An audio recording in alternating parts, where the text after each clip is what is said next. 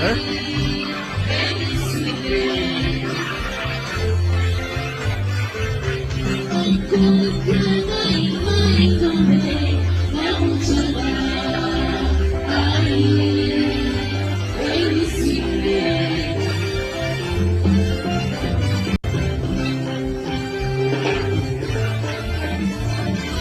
Prime Minister is doing at the opium stall. The office of the Prime Minister.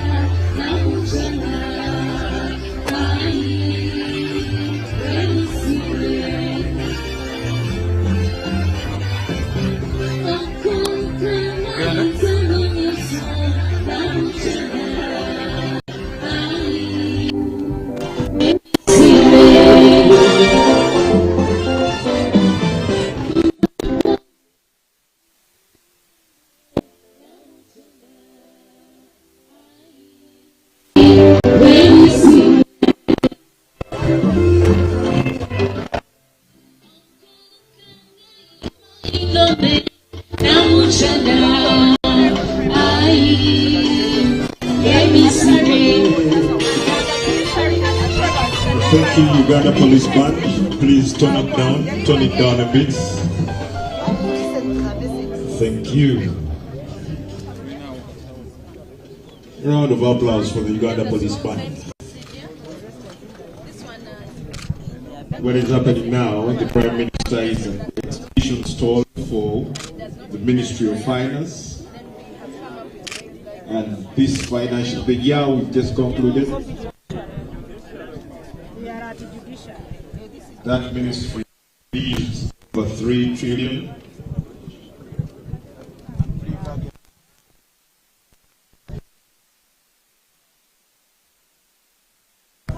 We also recognize other wealth creation programs, the Myoga, Grow,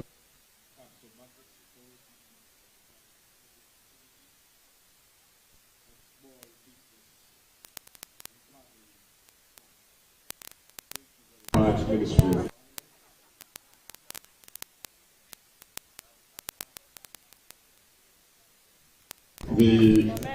Also the Prime Minister, where the Prime Minister is president, monitors the programs, handles the monitoring and the evaluation system. Thank you very much.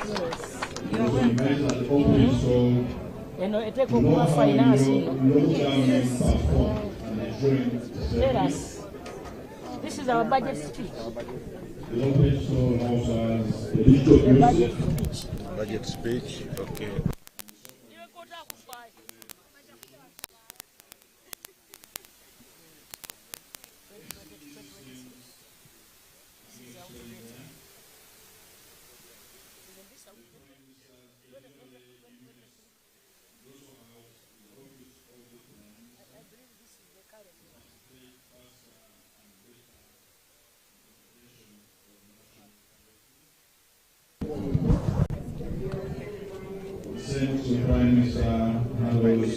This one is intergovernmental physical transfer.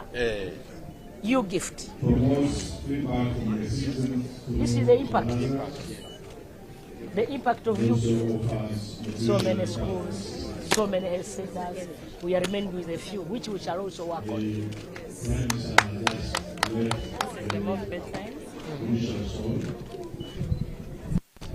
This is not even national plan 4.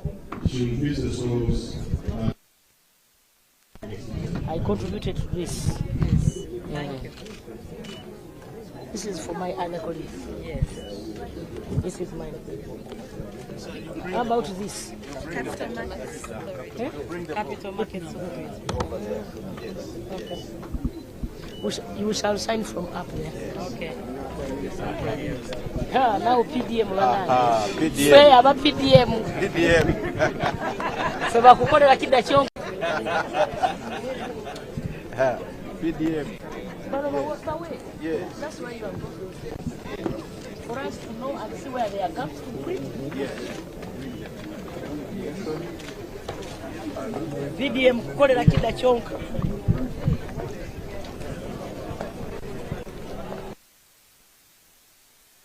Main problem is the dry season. We have a challenge of store. That's why you've seen we have a visiting price. Honorable Prime Minister. This is the APEX platform under the Directorate of Socio-Economic Monitoring and Research. We do varieties of research on socio-economic issues of the people of Uganda. And so these are some of the reports we have written so far. And documentaries have also been done on commercialization, PDM, and many others. So you're most welcome, and these are some of the copies. Where is from my minister? They are all here, Honorable. Minister. Deputy Head of Public Service. Thank you, ma'am. Now Thank you so much. You know I'm as generous. Yes, yeah, in charge. Thank you so much. Good morning, Right Honorable. You are not signing. This is the team from They will bring them there. Now, if we continue signing. This is a team from Ministry of Kampala, Capital City and Metropolitan Affairs. Right Honorable, right now we are implementing the Greater Kampala Metropolitan Area Urban Development Program. So we are working on drainages, on infrastructure and markets.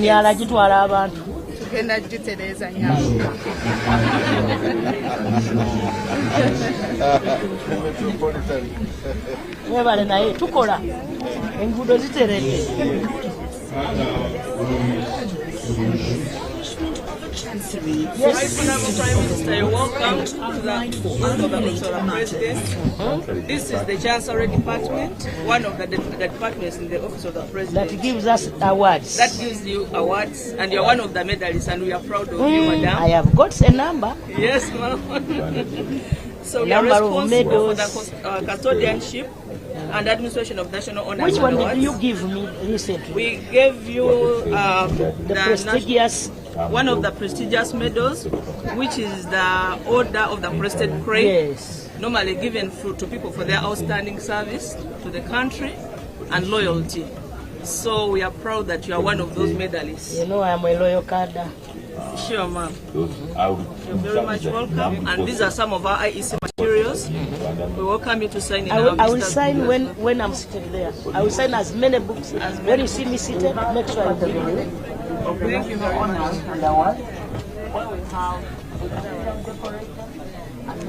Otherwise, we'll turn to signing. Group photo first.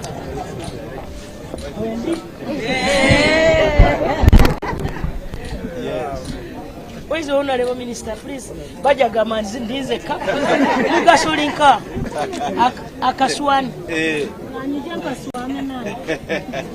Yes. Can you size here when you? Yeah, we're pushing. I am taller than you. I'm taller. The Prime Minister is taller. Of course.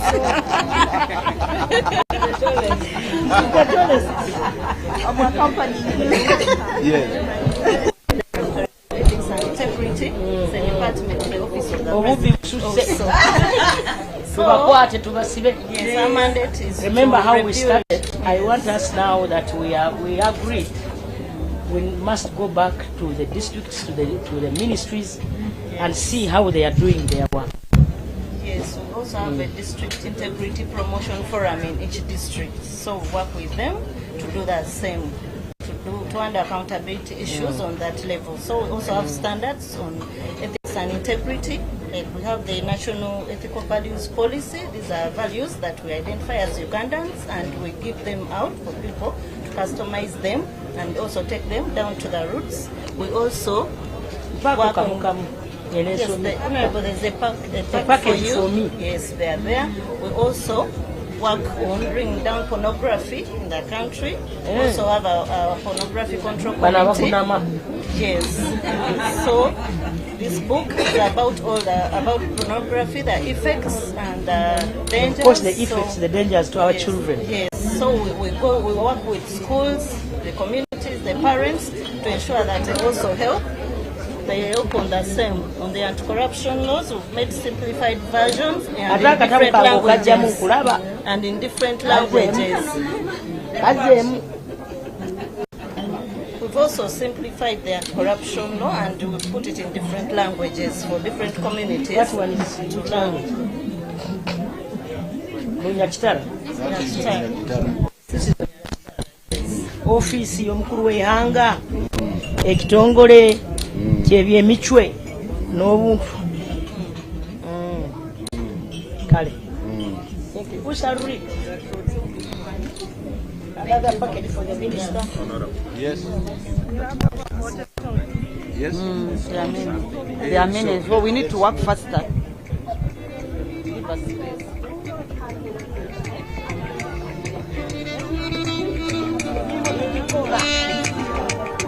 UPDF.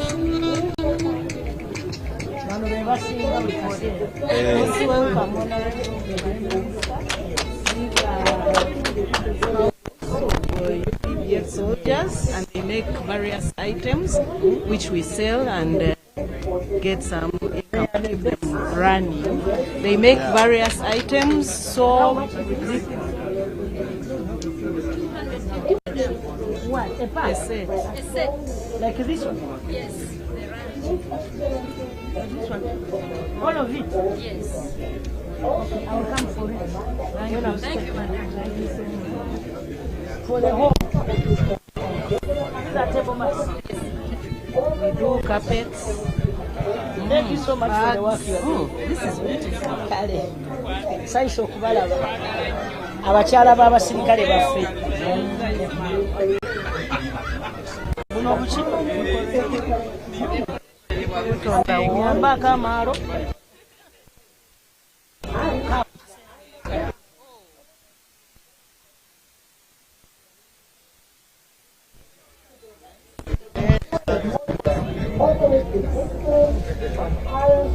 And impact, guided by the Constitution and the principles of the Ugandan people.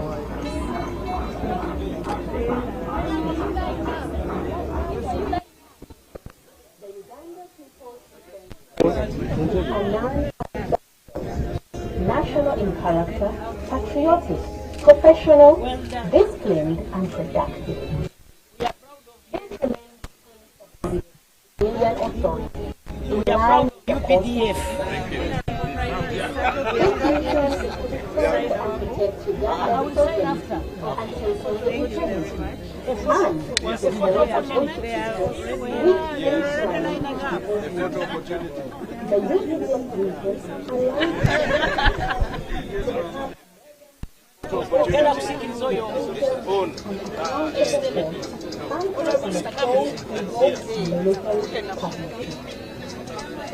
the regarding the sovereignty and territorial integrity of Uganda, cooperating with civilian institutions during natural disasters and emergencies.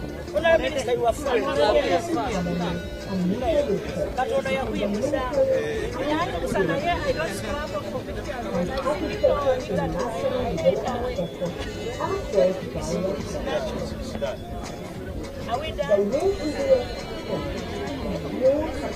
Thank you so much. Just waving. Thank you for coming. Good nutrition. And once you eat very well,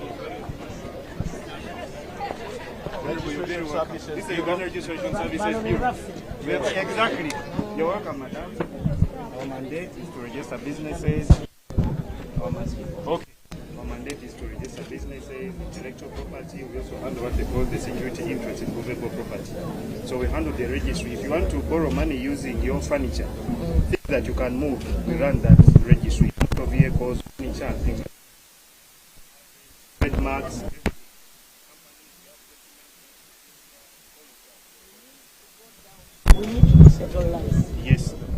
because there are a number of businesses down in the villages.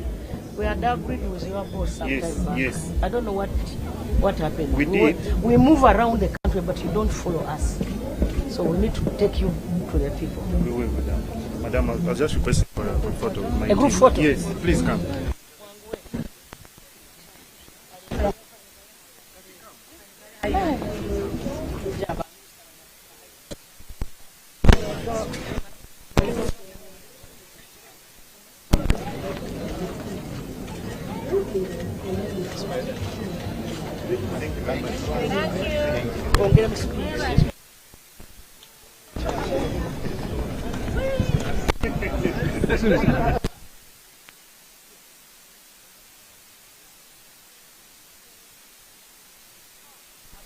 You're welcome. Yes, how are you? Fine, thank you. Fine, thank you. Uganda Prison Service. The furniture. We have the furniture. We have the craft section. We also have the plants. Traditionally. Yes. That is where we are. They have been making best furniture. So as part of our rehabilitation, Traditional. we take prisoners through a number of training. Suppose I want some chairs. Chairs will be available. The other one. How much is it? The other one. The other coffee That set. set of That Uganda coffee set. set. The coffee set is at 1,600,000. On. Is 1,000,000. I'm paying it now, and I'm taking it. Thank you. The chairs is at 3,810,000. I will take both the chair and the. Thank you, Honorable. Bajagamba bantu.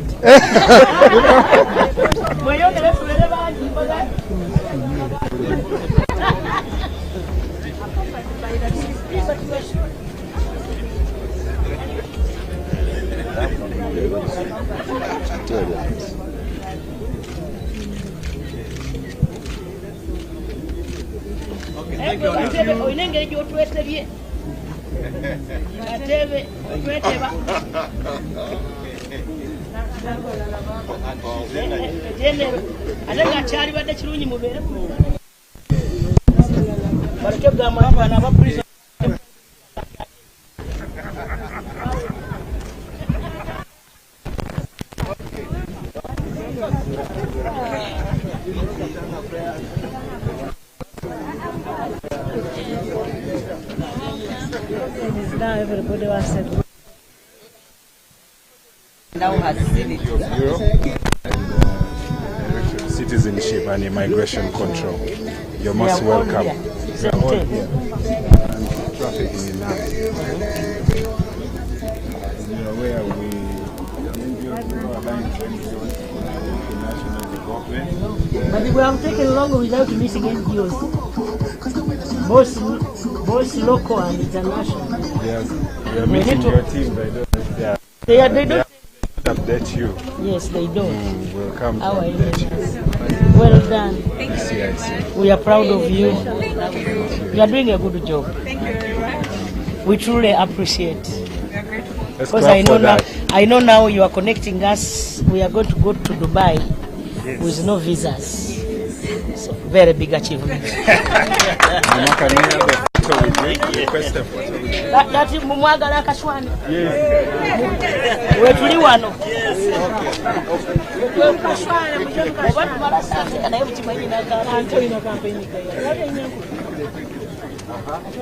Come and visit you.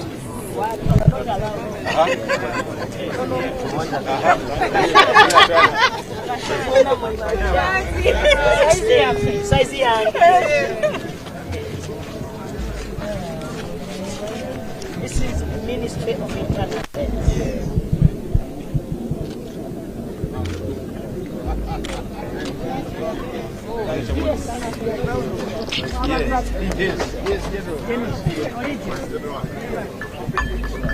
Ready. How are you? How is welcome. There is one thing you forgot to tell us. The 10% that was put on our products to USA. Tulina okulwana okulaba nga tukitereza. Remember that tax that Trump slapped on our products, and you kept quiet. We demand an explanation. The country demands an explanation. Kale muje mukaswana. Come for a photo. Photo. Quickly.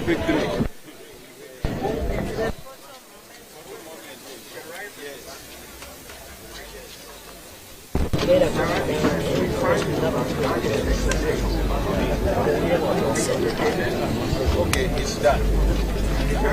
Asante sana. Go ahead.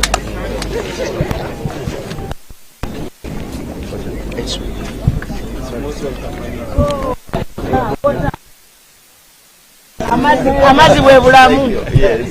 Water is life. Yes. So here we have preservation of environment. We support communities. These are some of the technologies we use for weather. And then behind here we have the demonstration of the system for pumping water. Yes. Yeah. Water. So these are some of the products that are the appropriate technology center, which is based in Mukono. We come up with solutions that now can be scaled up. So yes, we can. Using this sanitary pads, yes. Oh. You see them here. And these are organic manure that we use. And charcoal. It is from we use waste. Yeah. So we have a center in Mukono called Appropriate Technology Center. Now go there. Okay.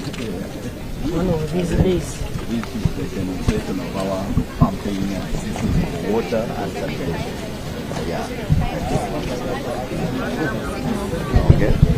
Okay, a quick photo with the Right Honorable Prime Minister here. We can line up here.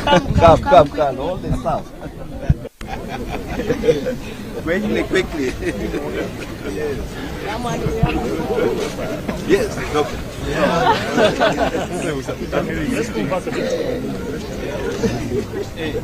No, you're company. You know, she's my size. Scramble for space because of the size, and this one is now also covered. Are you done? Thank you. No, share. Please, share. But we need more. I know I did that more than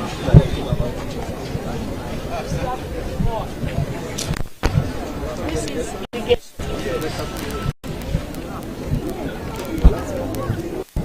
Sorry.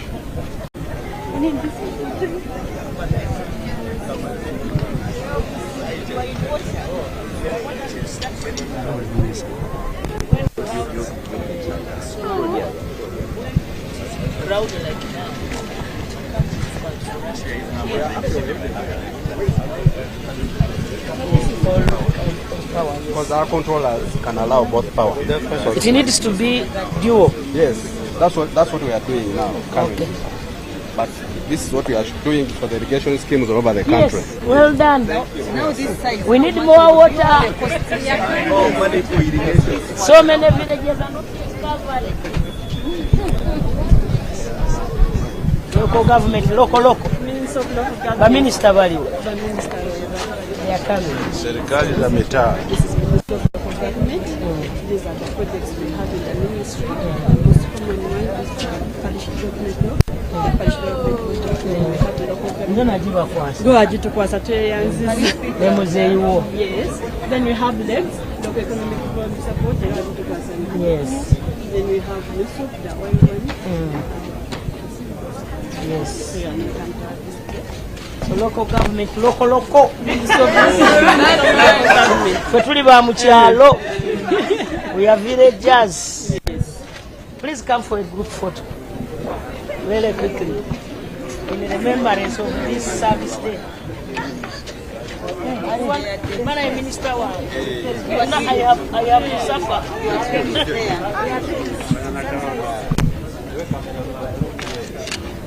These are local. Local government only. Ukorera kidakyonga only. Self-community. Africa wetu. Yes. Sasa we have to speak. Yes. Unaongea Kiswahili? Kiswahili. Ongea Kiswahili peke yake.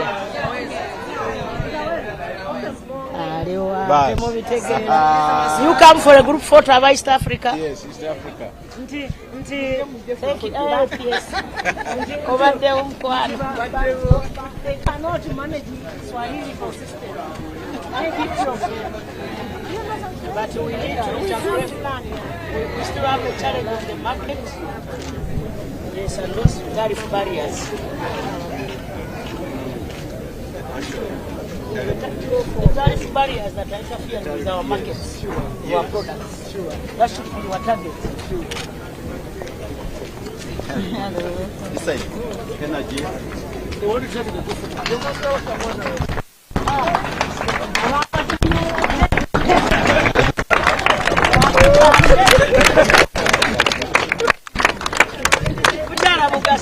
This is energy.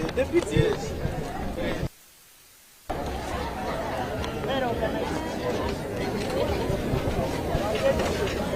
I know we still have a lot of work to do to connect the country to the national. Thank you. Yes, so you're very welcome. Yes, ma'am. We can now start.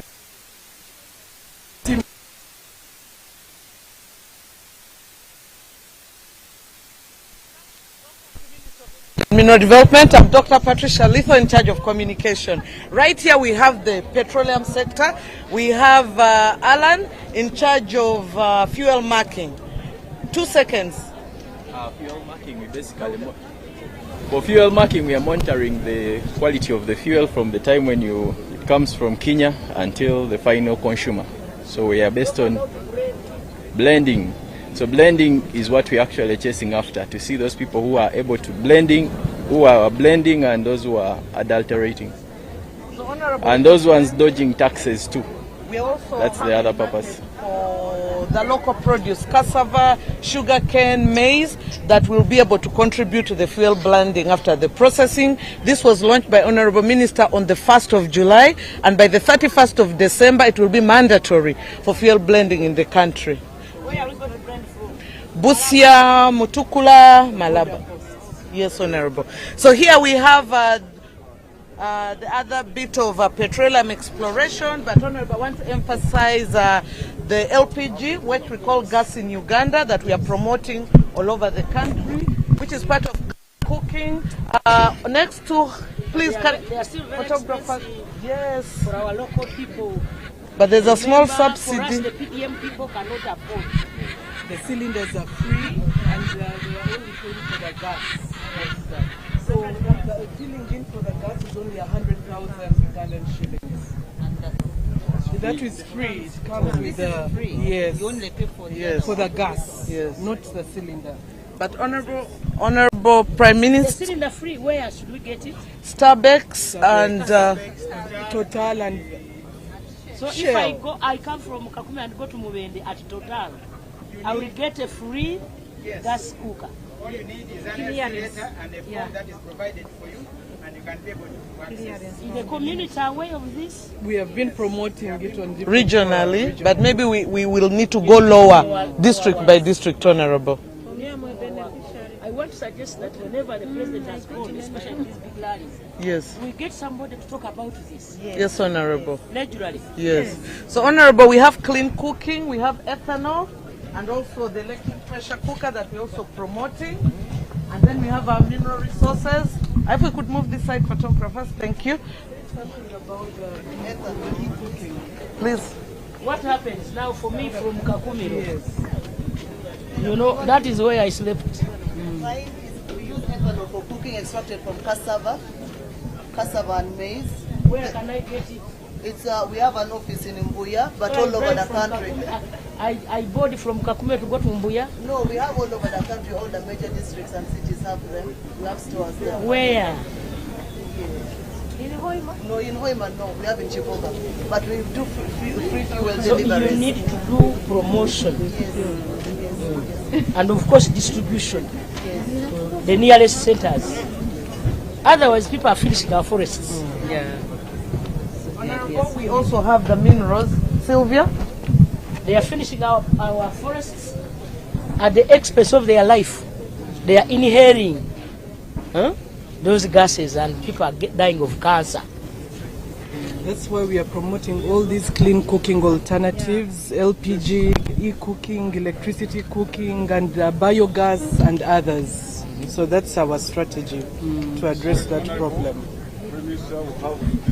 One of the 30-80 minerals we have different types of minerals, but because of space, I can see gold. But we have gold here, but gold that is strategic. These are minerals which are strategic. That is what? Copper? This is copper. Yes. Typical like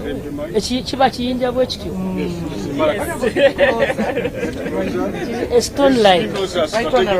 This one is what? This is lead. This is galena. We do not want to export our minerals without adding value. Yes. And that is a strategy of our president. Yes. If we don't add value, we export our jobs.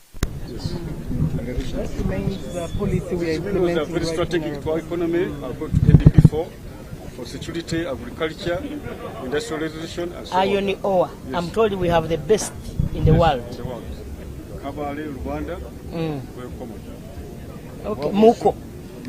Yes. And uranium for nuclear power. Uranium and also uranium is where in we have area Mubende, Chiboga, and several other areas. Zimbabwe. And lithium is where? Lithium in Mubende. We don't have anything in Kakumiro. We have gold. Gold. Yes. Where? And also have graphite in Chitukum or Rome. Yeah, one of the battery minerals. Then there's that special look-like mineral that is vermiculite. Yeah, in Namekala. It is where? In Namekala. What is that? In Manafa district. And then that one. An agricultural input. Yes. What's that one which has like? This one here. That one. This is. It is beautiful. This is rose quartz. Rose quartz. Yeah. From where? From Karamoja mostly. Yes. That's. What do we get from Busoga? I remember there is some minerals.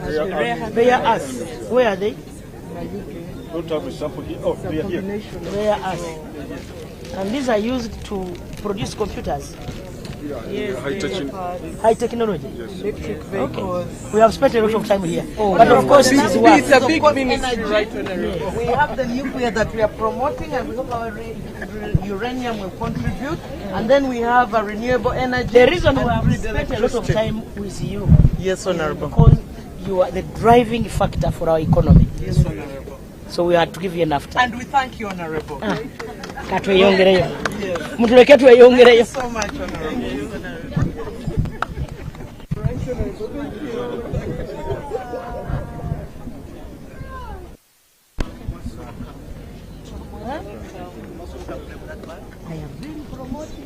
Yes, we are so humbled and very grateful because your support has been tremendous. We've been collecting with you over 3,000 units of blood, and today with the public servants, we are also humbled. So many of them are coming in to respond, to donate blood. We have a team. I wish we would get that microphone so that even those who are not here can hear. I don't know whether the microphone can hear. The public. People who have come. Okay.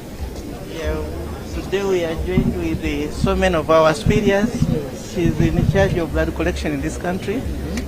Sister I've never met her. Yeah. Sister Elizabeth Nabule. Yeah, we also have our principal human resource. She has joined us. Ms. Esther Ganda, and a team of staff from UBTS. And then I would request that you come over and you see some of our exhibition. Susan, she can take us through. Susan, you're most welcome. Most welcome. You see, when you donate a unit like this one. Now, from this unit, we can get all these products. Process. Yes, we process. So this is called cryoprecipitate.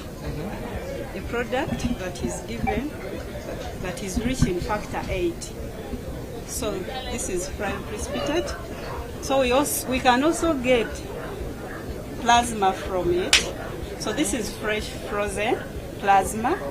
So from the same unit, we can get this, and these are our packed red blood cells, which are used in treatment of different types of anemias. So this unit also, as a whole, it is whole blood. It can also be a component which can treat certain conditions. So when you donate one unit, we can process several components. Thank you.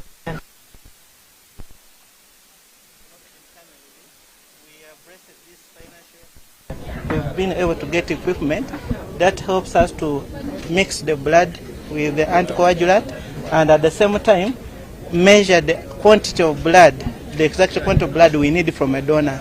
So we've been able to... you can overdrain. Yeah, we no longer need to overdrain a donor. Thank you so much. Thank you. This is where the donors will come from.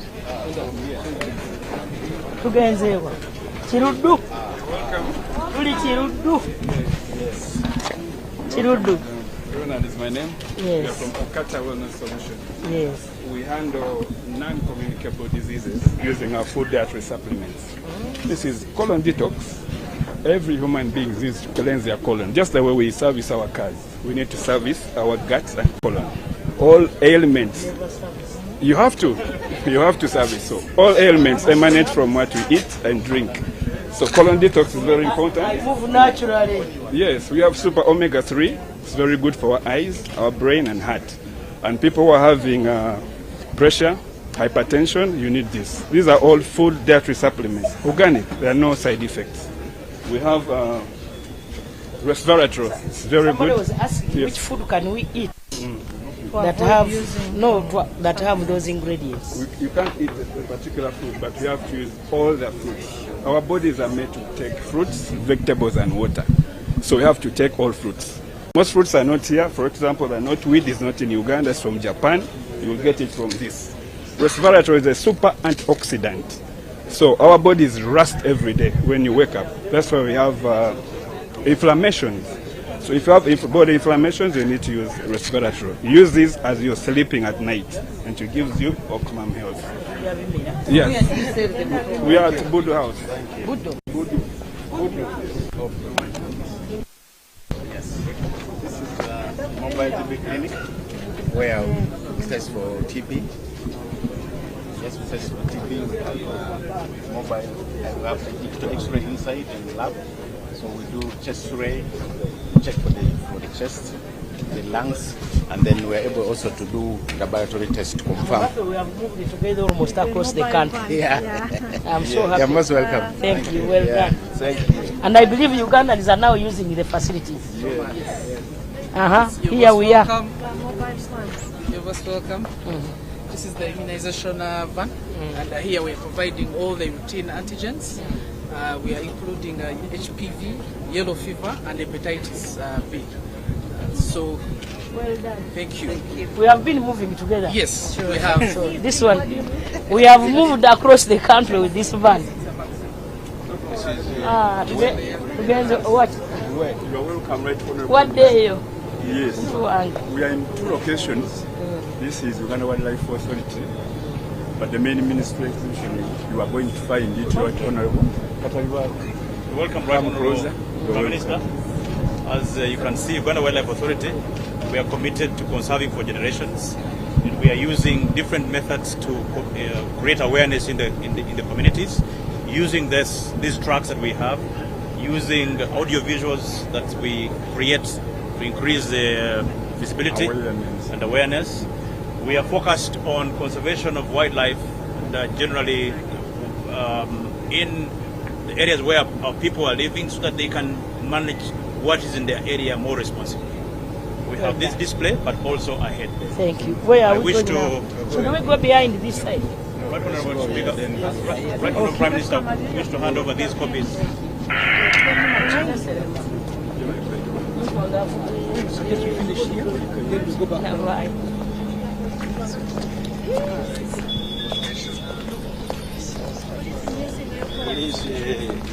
Ndireke cyane ncha. This is NSSF. National Source of Security Plan. Yes. Here we are. Yes. You want us to come there? You're very welcome. You want us to come inside? Yes. Yes, please. Nyezo kuba tosobola kuva ku kompyuta yo. Mwasize mukya. Tubasanyukidde wano ku mudaala gw'NSSF. Amanya bampita Mariam Kachama. You can speak in English. I can speak in English. Thank you very much. You're very welcome to our stall. As NSSF, today we are showcasing our new product, dubbed Smart Life. It is encouraging every Ugandan to come and subscribe and save. And the subscription fees, it's not speaking. It's as low as 5,000 shillings. You can deposit anytime you want. And the shortest time frame is 1 year. So please sign up, join us. We are here for you. We are here to serve you. Thank you so much. Smart Life.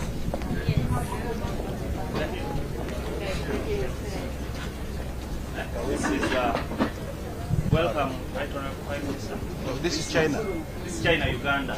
Friendship Hospital, formerly called Nago. Yes. Nice meeting you.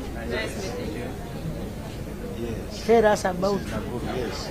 I can see sick person here. Afwa. So as part of our stall, we have the emergency medical services of Ministry of Health. They're going to tell you about a few things that, few of our services that we offer. Thank you. In emergency medical services, normally we have our machines that we use. So these machines we normally we use them in a type C emergency, that is a type C ambulance. So this one is a defibrillator, which consists of a monitor and these are electrodes, and we have a cuff, take the BP, and we have. When someone gets a cardiac arrest, you can connect that machine to them and as you're transporting them to the nearest facility. And we have a portable ventilator. For it is used in respiratory failure. This patient is respiratory failure with pulmonary edema. So normally we normally transport them from our hospital in Naguru or the other hospitals to ICU. So this one, how it works, we switch it on, it goes on.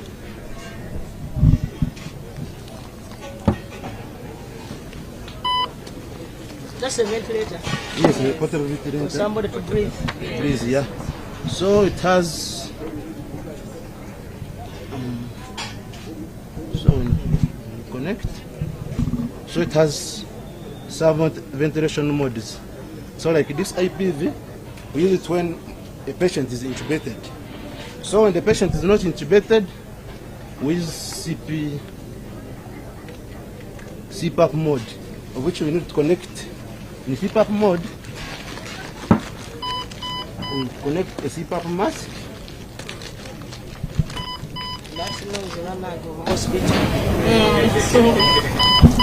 Connect the CPAP mask. The CPAP mask is connected and put on your mouth. Put. Connect on the patient's mouth. Then you have some straps. The straps are here. We are so grateful. Thank you, China-Uganda Friendship Hospital.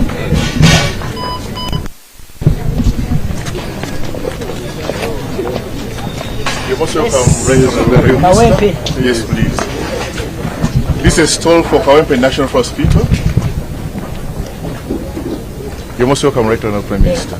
With me are 25 delegates from Kawempe National Hospital. We have responded to Africa Public Service Day. That one is Dr. Kazibo Lawrence is my name. Kazibo Lawrence. I'm an obstetrician gynecologist.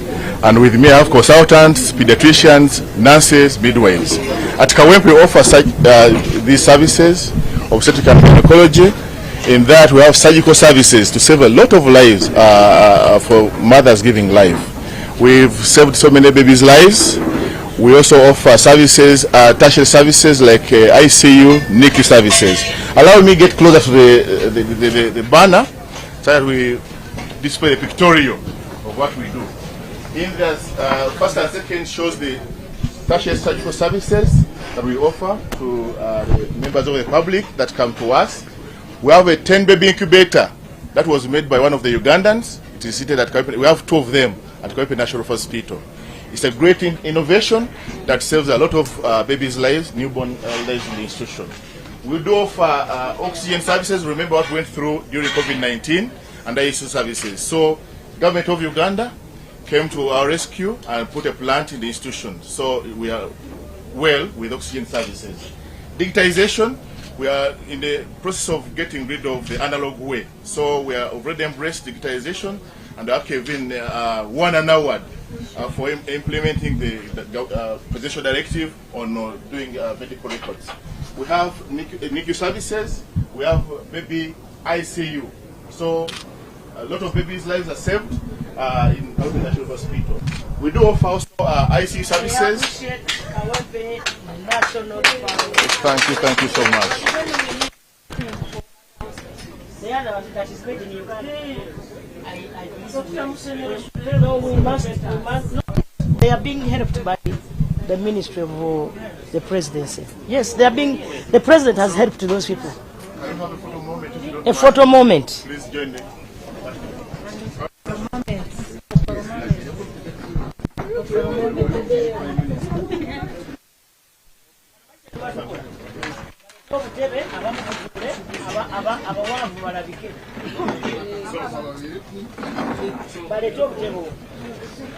Minister of Public Service.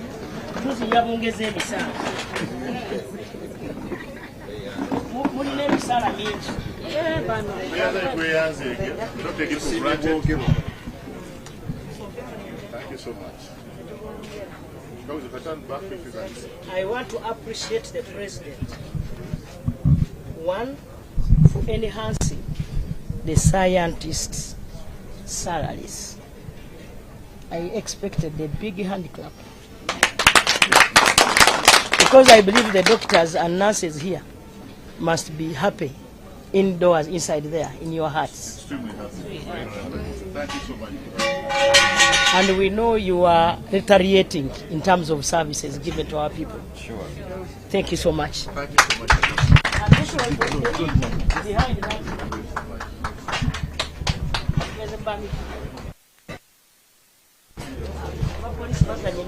Yes. We are beginning with your friends, the martial artists.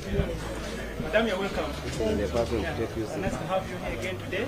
Yes. Yeah. Before you is the Police, Sports and Physical Fitness Department under the Directorate of Welfare, Production and Sports. Yeah, the major role for the department is to identify those talented young men from the marginalized communities around the country so that we nurture them into possible gold medal winners wherever they go. And when you look at the banner here, we have the Cheptegei, a 5 world record holder. He has won very many gold medals for this country. We have Chemtai Perus. We have the Johnny Akibwa, who won for us the first gold medal. We have Victor Chiplangat, a Commonwealth and World Champion gold medalist. We have Stella Chesang. We have Mogweri Christopher. He has won the East African gold medal twice. That is last year and this year. We have Nasasla Safik. He won this year the East African Police Chiefs Cooperation Organization, which was held in Ethiopia in May. He won a gold medal. Then we have our all-time gold medalist East African, the judo team, and it came second in tug of war in the African Public Service Day celebrations. These are the trophies which we have been winning. And besides winning medals, we also train police officers in physical fitness so that they can be fit to serve this country. Yes, madam. Thank you so much. This is counterterrorism, madam. A photo with medalists. We stand behind here. We stand behind the medals.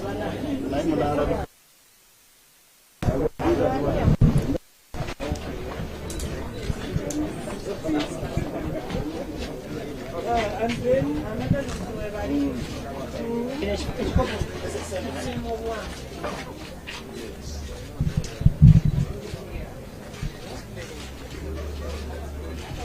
Thank you so much.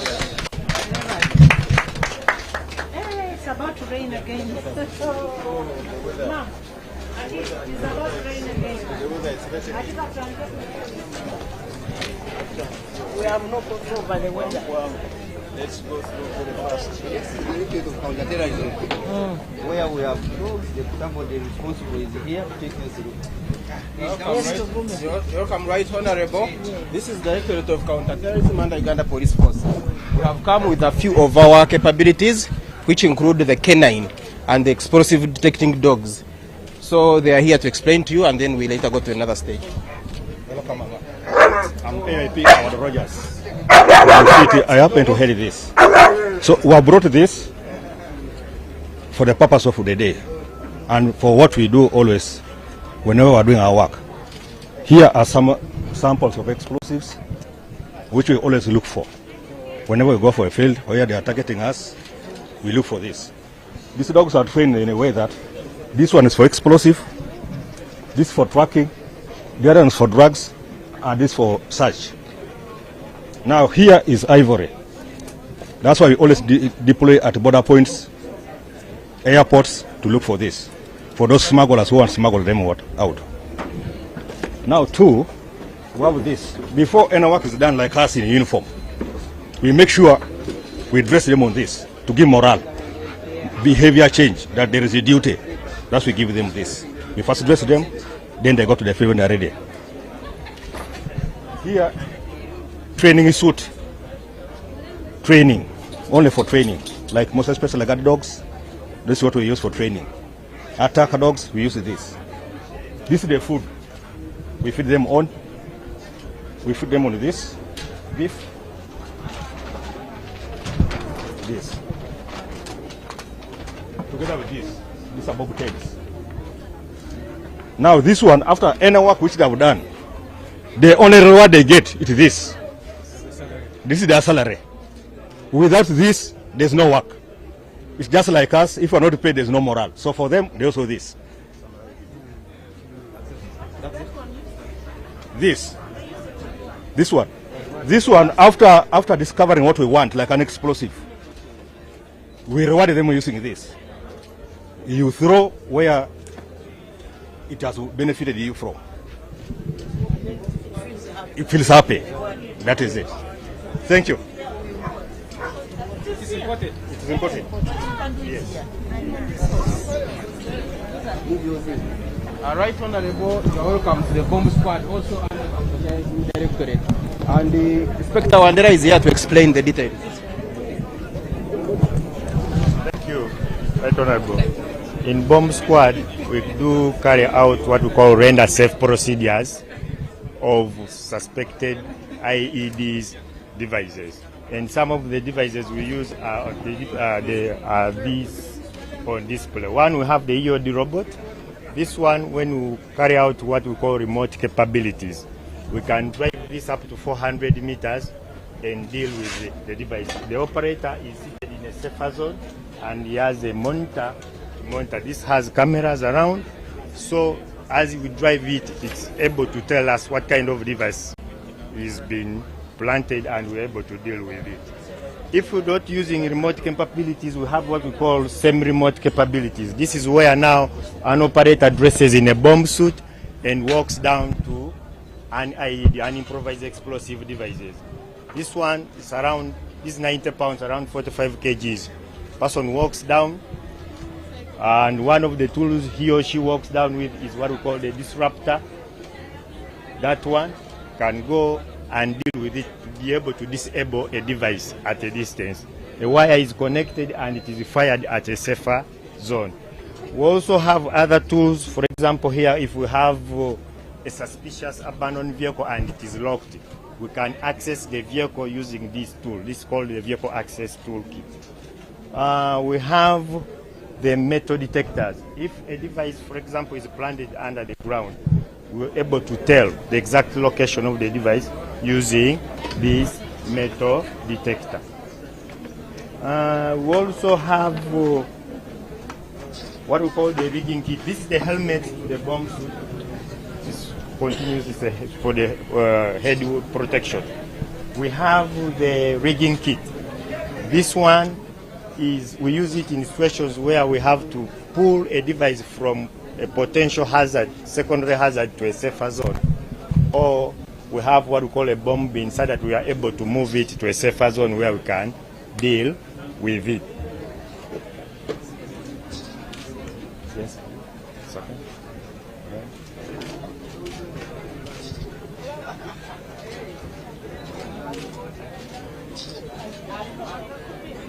Yes. So, okay.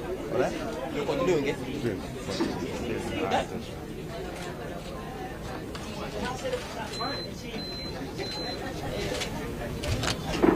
Okay, go ahead.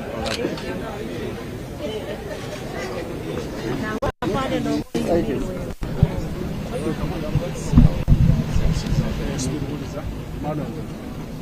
This team here mainly does execution work. As we have arranged all this, this is the sequence. We first send in the canine dogs to go and detect whatever could be there. They bring back, they give us the report, we send in the bomb. So now the last part always is this. We have organized a 5-man team. This is a 5-man team. He is the operator of the vehicle and the whole thing. These 5 are the executors, and I request them to give you an execution process. Okay. Please.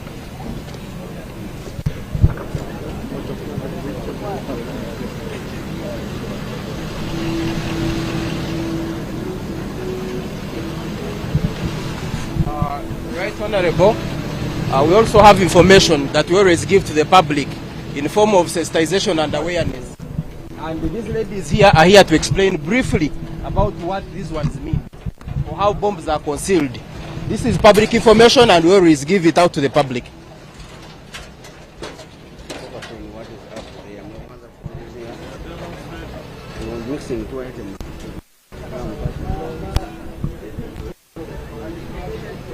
This team takes care of the front part. Then we have also people who are down on the ground. They're in front there to take care of the situation on the ground. Yeah. Professional police. As they execute up, now there could be need to descend in the buildings. This video can help you go as far as the 3rd floor of any building. Then you descend through any floor you wish to go to using the ropes. We call them rappellers. They do rappelling. With their guns and the ropes, they go through any building, any room, they come back up, down.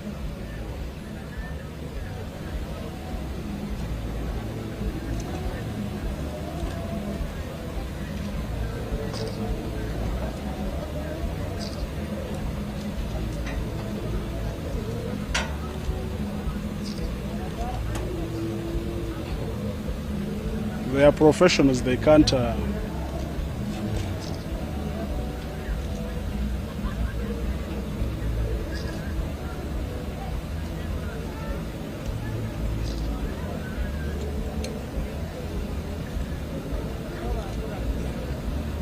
It is a process. Yes. Yeah, sure.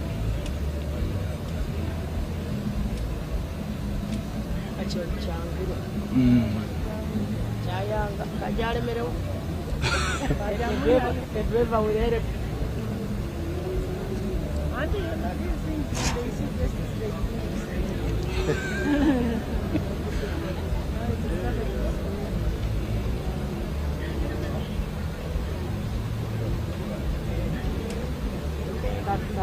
Why don't you help him?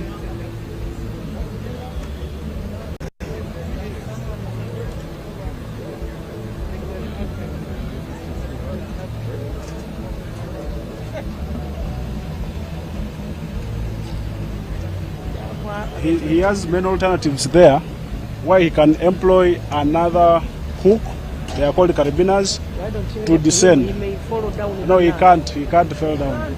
They train all this, they go through all this, and they can do anything there.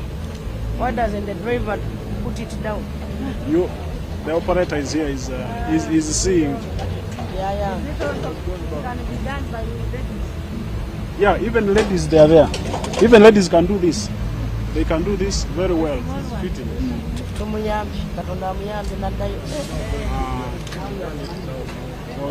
There was a hook that.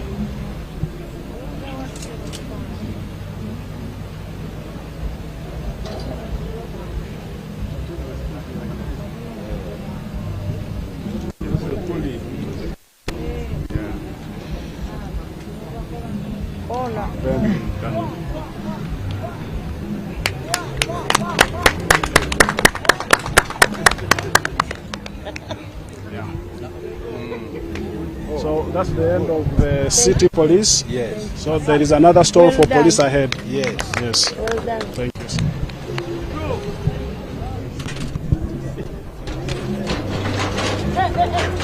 It's okay. It's okay. I don't care. Withdraw. Let's go to our forensics department. The science-based investigation. DNA.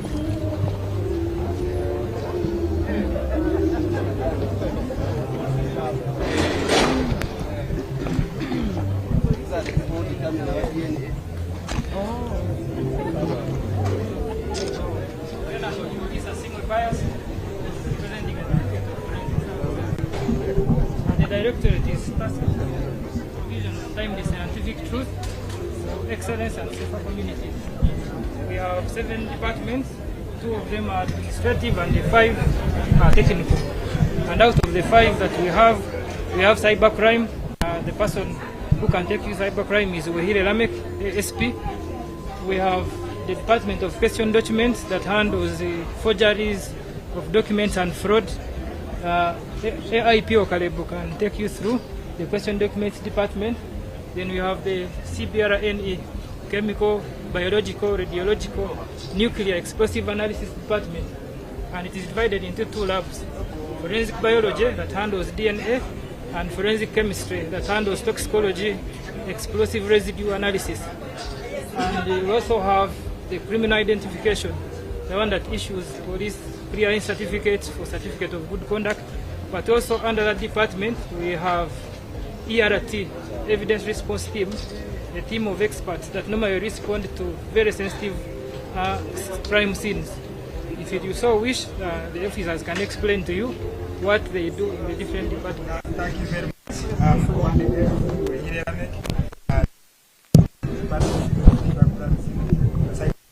We have different sections. We have network and database forensics. We have mobile forensics. We have network. We have computer forensics and the audiovisual forensics. Audiovisual is CCTV and audio-related evidence. So here we have some tools we use. This is Cerebrite. Cerebrite is a tool that we use to image different equipments. We have like mobile phones,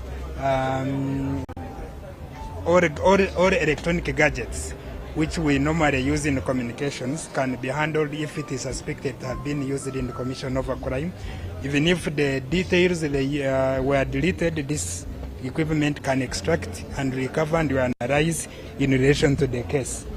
We have this one, Tableau. This one can be used to extract all electronic gadgets within computer systems or network systems, to extract and analyze with also specialized tools like NCASE, like FTK, like very many. There are very many. Thank you very much. We asked for a photo with this scientist. Please let them come out. Come out. For a better photo. All police officers come. Come.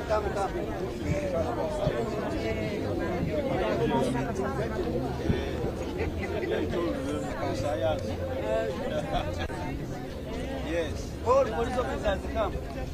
You will not get another opportunity.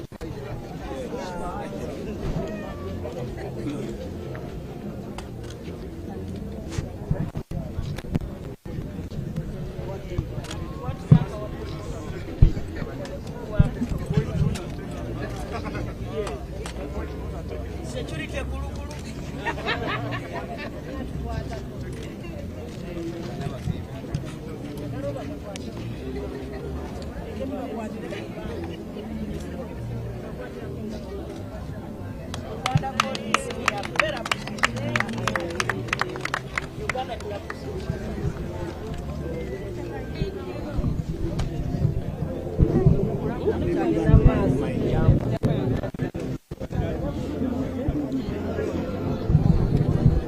You might choose sit or you might choose.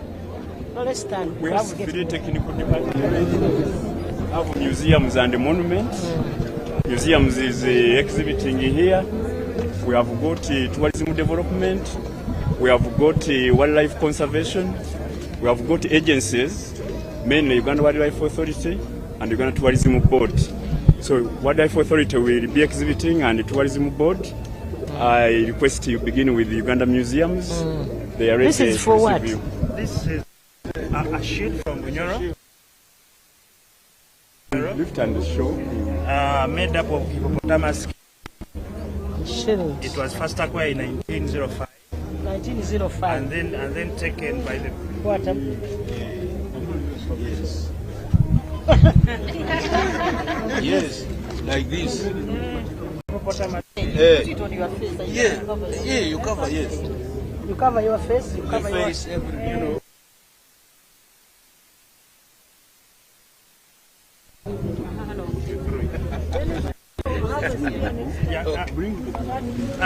It is a department.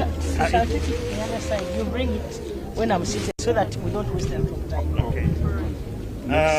This is a headdress from Lango, worn by the chief of Lango that time in 1914. And then it was taken to Europe in 1930s and then brought back last year. One of the this is a charm commonly known as a djembe in Uganda, but this is not a harmful djembe. It is for protection basically. There are different forms and we showcase them to show people that tradition has been there since then. It's not just beginning right now. So this was also taken in Europe and brought back last year among the repatriated objects. Yes. Amarogo. Then this is a kanzu, one of the oldest kanzus in Uganda. It was acquired in 1986. It is believed that it was worn by Sir Plokagwa, the then Prime Minister of Uganda Kingdom at that time.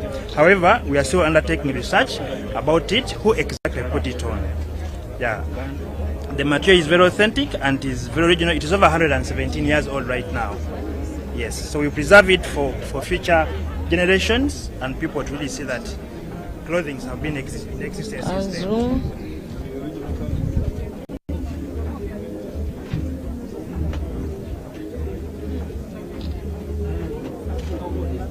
170. Here we have Uganda Tourism Board.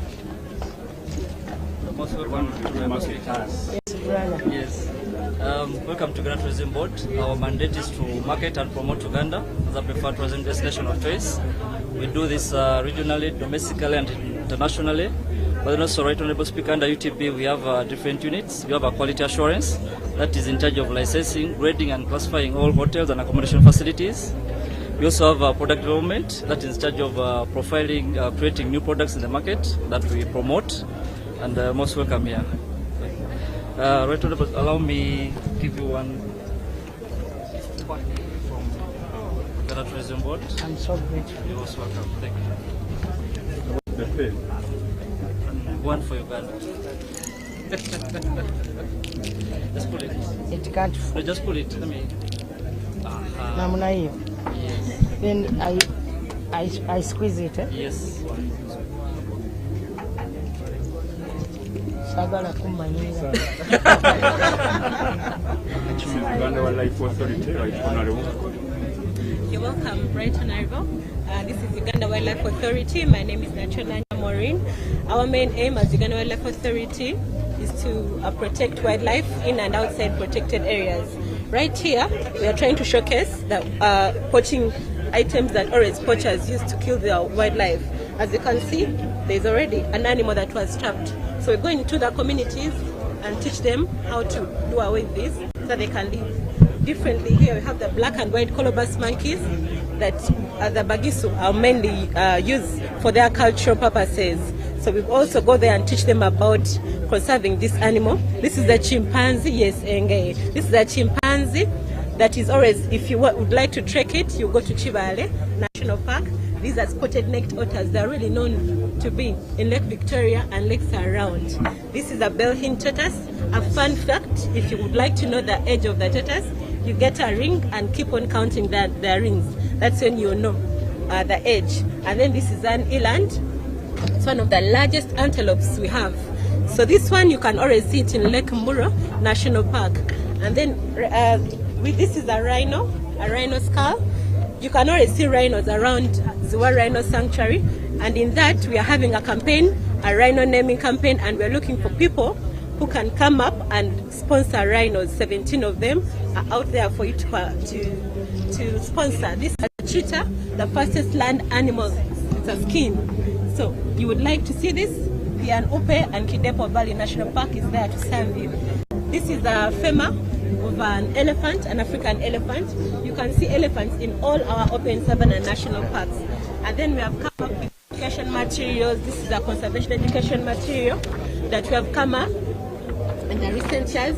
And then these books we always give communities around national parks to encourage them to live with this wildlife. Thank you so much, madam.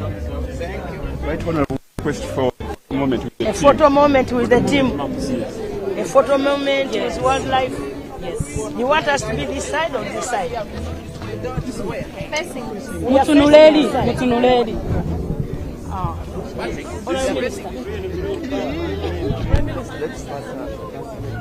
Come this way.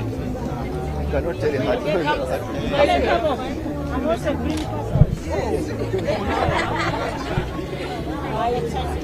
The becoming prime minister. High size. Is that okay?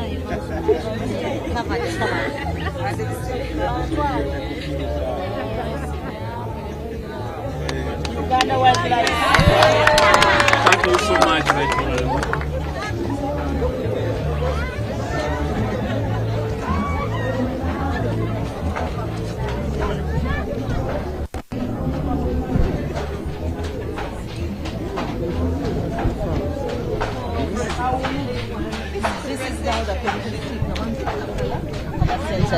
This is a bit of what they've been doing, and the shoes and everything. So your next pair of shoes, please, you can order it with us, right? Honorable Minister.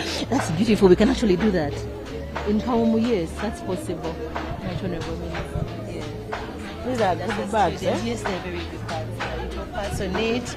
It can match your different color. Yes, please, it does have a money purse. For the different skilling children. And then you... Why do you put on guess? Guess is still a label because you still want the label to fit in with the current labels. So we just borrowed that. Maybe we need to have a... Why don't you put on State House? No, we didn't want it. Guess is... And then guess is like vibe for the young people. Even age, there are also designers that have those. Let's see how that's the school that we do here. Wedding dresses, kali design konga kalungi, that's also possible. Yeah. And the centers in Kampala. And the fabrics. The fabrics, yes, still the same. They are being made by us. Yes, we are doing that now. The ghetto students. Yes. Former ghetto students. Yes, now we are in Kampala. The ghetto one there in Kampala. Yeah, so like that we've changed all through. Are you the one who have made that fabric? Yes. Oh, it is important. All under Oh. same as the cookery area. I know the cookery. How you've seen the cookery and everything. Wherever we have gone, we have Yes, a bread.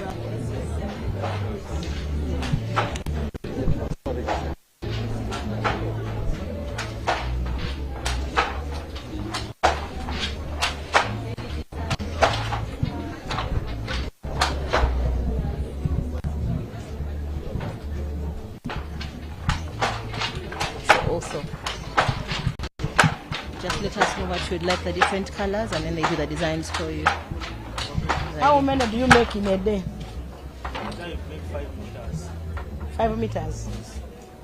So in order for us to have to produce for marketing, you need as many machines as possible. Exactly, yes. Do you have them? Not many. Yes, it does. It does, yes. The design and then pure wool. We'll just go through it.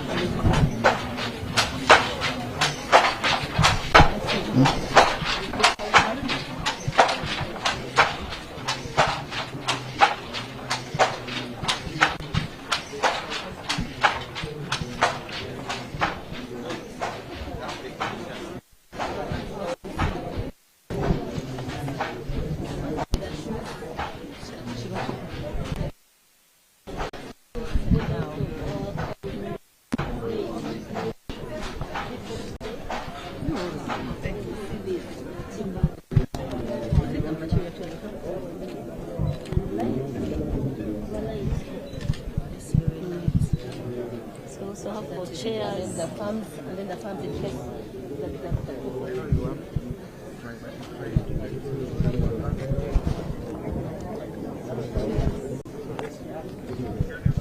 Katonda, sowing the mustard seed, and many other strategic, the guidelines for public service.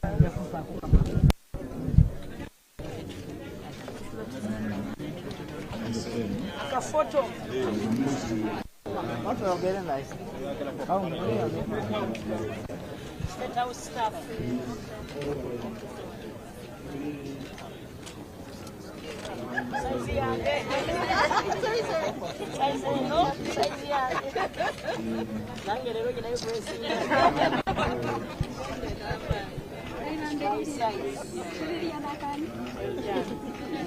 State House, thank you for the work we've done.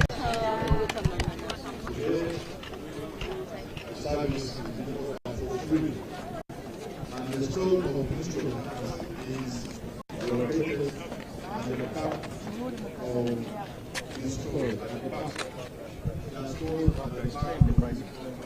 Right, Honourable Minister, you're most welcome. This is Minister of Public Service that is mandated to develop human resources. Right now, what we have here for display, we have documentary on Service Uganda centers. We have change management strategy, which we have issued to help the service in implementing rationalization. We have Service Uganda centers, all services in the entire one place, and right now we have established one in Kasese Service Uganda Center, and the second one is in Hoima Regional Service Uganda Center, and we are hoping in the next financial year, yes, we are hoping next financial year we shall probably establish 17, so that citizens do not need to come from very far to come to the center to look for services. They can be able to get them to the districts in the near places. And next we have circulars concerning development of clients' charters. Then we also have a framework which is going to guide us on the rewards and sanctioning in the public service. Then we also have a circular concerning the balance scorecard, which is the new performance management system that we are using right now. A picture with the right of Prime Minister. Please, come.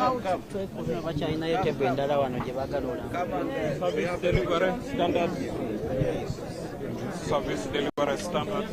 Service delivery standards. Good morning, Right Honourable.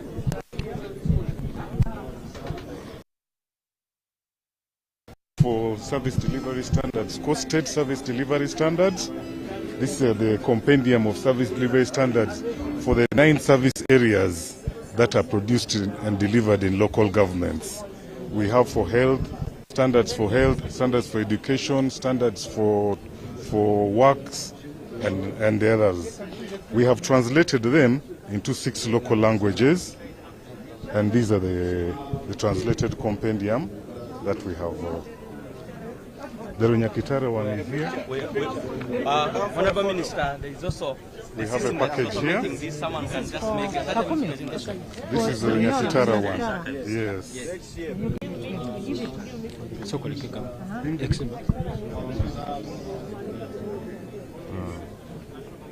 Then we shall have an entertainment interlude from Uganda British Service.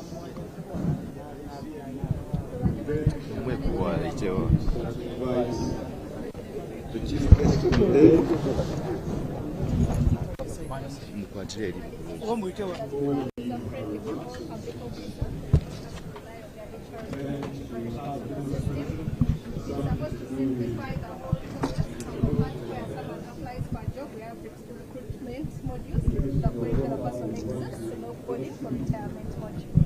And it's currently the system that we are using to pay salaries and pension to all public servants. This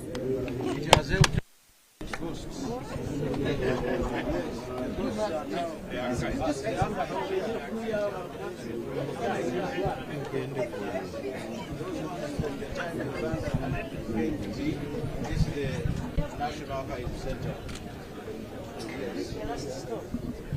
I imagine.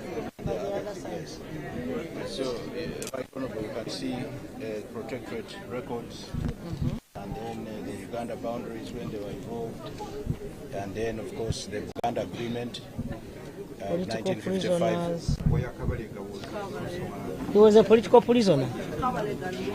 And Mwanga. Yeah. Yes. Uganda. That is 1907. Yes. Eh. We have the Bunyura agreement, we have Uganda agreement.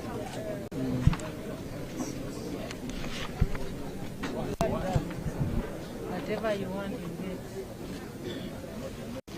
The Karamoja district. Yeah. It was formerly one district. The territory was extending to Kenya. So when the British decided to make the boundaries, they moved the other land into Kenya. This is Kenya. This is when? 19 what? Which year is this? I think it was before 1907. It's not there. The year is not recorded. Report of Public Service Review of 1979. Uganda Agreement of 1955. Tora Agreement. Where is Bunyoro? Bunyoro, actually. Where is the Bunyoro Agreement? It is in the archives. It was not. Oh, you forgot. Not forget. But we have it. We want to see the lost counties. The lost counties. I want to see where I belong. This was basically for the British East African Protectorate. We were basically putting in the returns of Meeting of Commonwealth Prime Ministers. If I was there at that time, I would have been in that meeting.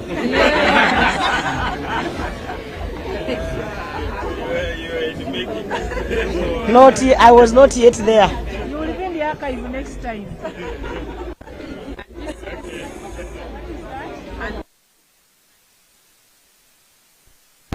We have been using since 1981 up to 2025. That's how civil servants Payslip. This is how it looks like. Yes. Yeah. Consolation from 1981-82 up to 2024-25. Yes. Yes. That is your college. This is ours. We also have the Civil Service College, Active Civil Service College of Uganda. Masomesa aba civil servant.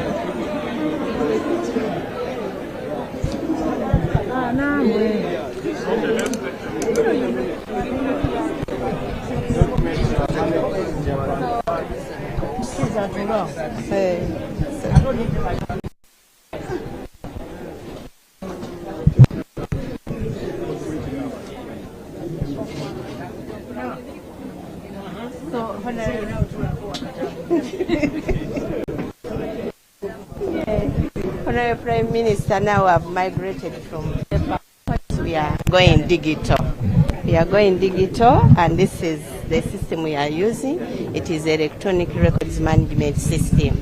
We scan all our documents in original form, and then we upload them on this system. For example, someone is applying for this retirement. We are opening that document, and we are going to have the images. Then from there we shall send it to the action officer, who is our PS, or the minister, whoever. So this is the original document, how it looks like. It comes into our registry system. It is classified. These are the references, and then we are able to attach all the reference documents that I'm using. Let me use here. A reference that this is the file where we are going to file this document. It continues. This is the file, and we are able to capture all the metadata on this system.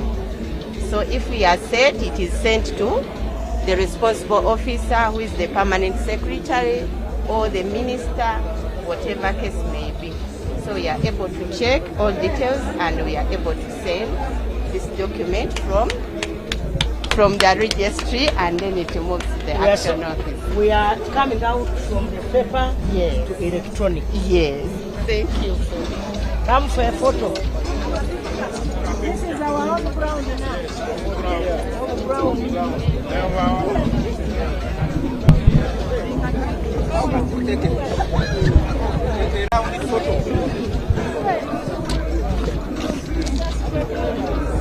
And don't forget the service mine. Yes, the service mine.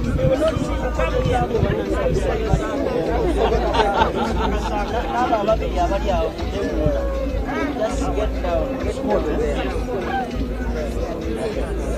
you are taking one trip? Service with us.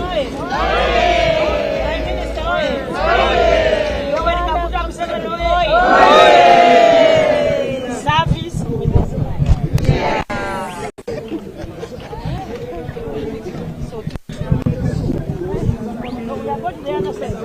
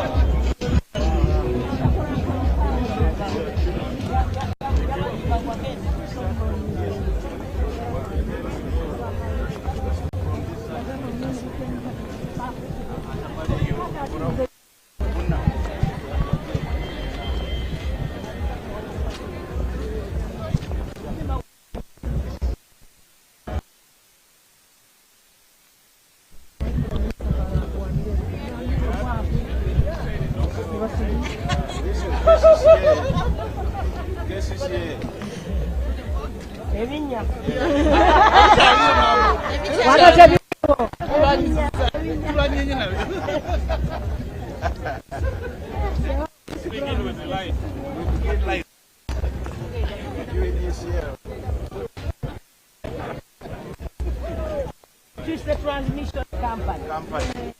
Yes. That's what. Okay. Transmission.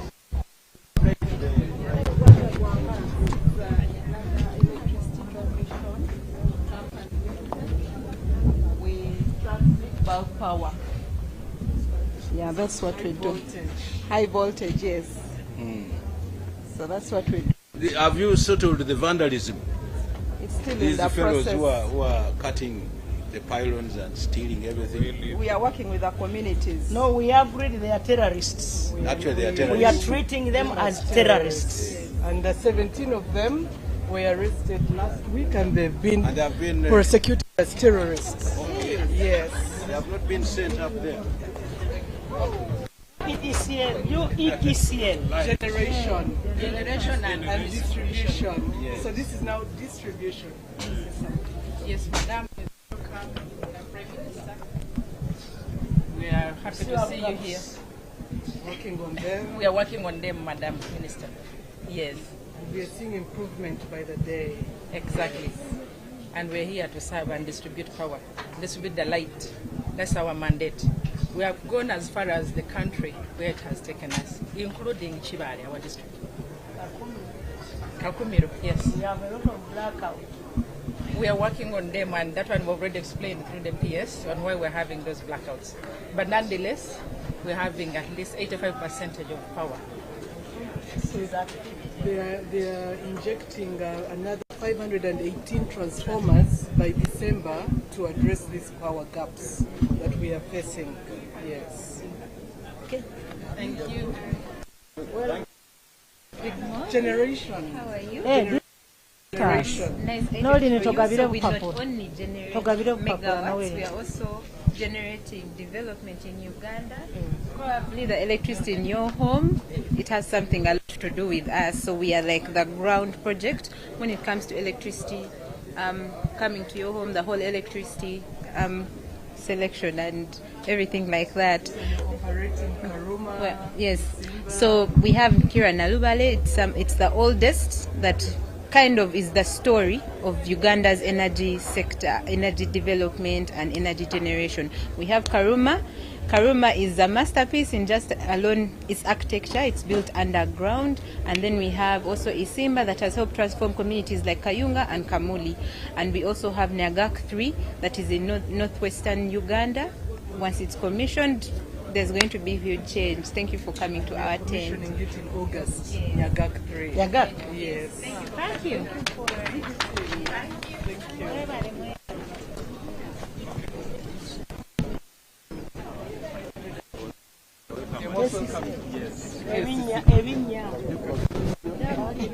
Potholes. We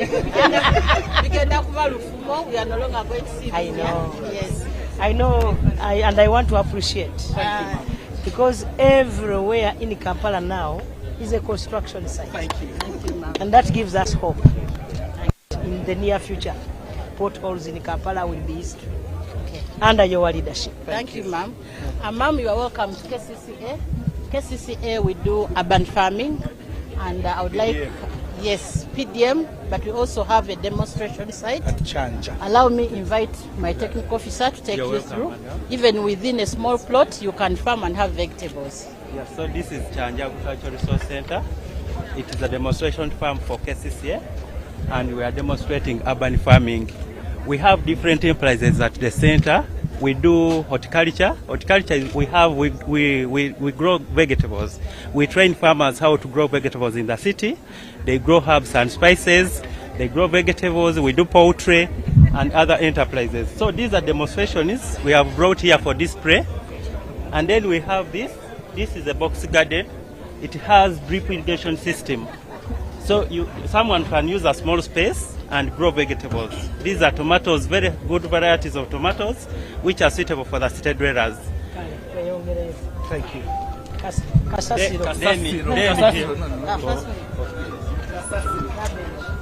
We're doing a campaign of sorting. Because Madam is going to be out of the picture, now encouraging our population to sort waste, and in the sensitizations we are having, we are telling them to sort the degradable and non-degradable. This is what I have always told you. Yes, ma'am. And this is what the President has always emphasized. Yes, ma'am. If we can have those that don't decompose in blue, and then those that decomposes, in green here, and then the other ones we can use for fertilizers. Yes, ma'am. And these ones we can recycle. Yes, and we The can center show will be you how we are clean. using for fertilizers and Yes, feeding yes, worms. The city will be clean once again. Yes, ma'am. So, ma'am, in terms of the degradables, ebivunda, we use them to feed. When are we going to be collecting? Because I can see the garbage bin is big. Is it for a village or it is for individual communities? It is for this is individual households, but also on the streets we are going to replace with two bins because we are having one, and then we will be collecting from the streets. This is what the president has been fighting for. Because if what happens if I put those that those are degradable, what happens to me if you find I have placed garbage in a bin that is not supposed to mix? What happens? Yes. If I mix, what happens? We are that will be catered for in our solid waste ordinance, which we are finalizing, because the sanction for mixing was not in the old one because we had not started sorting, but in the new one it is going to be there. Because there must be a big penalty for those people who don't sort. Yes. If we don't do that, because remember when we were in Italy, for them, if you don't sort your garbage, it's criminal, and you can be prosecuted. It's against the law of Italy. Even now in Dubai, the other time when we went to see the other. And remember, they are coming here to manage our waste, yes. And this is the condition they gave. Yeah, they gave us this condition. That's why we are procuring a 2-bin system. And we have to train our people. Oh, over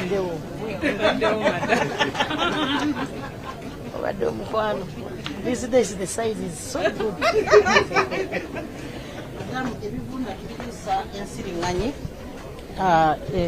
Eryo ekyanja gye tukolera bino ne tusobola okuziisa ebyennyanja byaffe bye tulunda.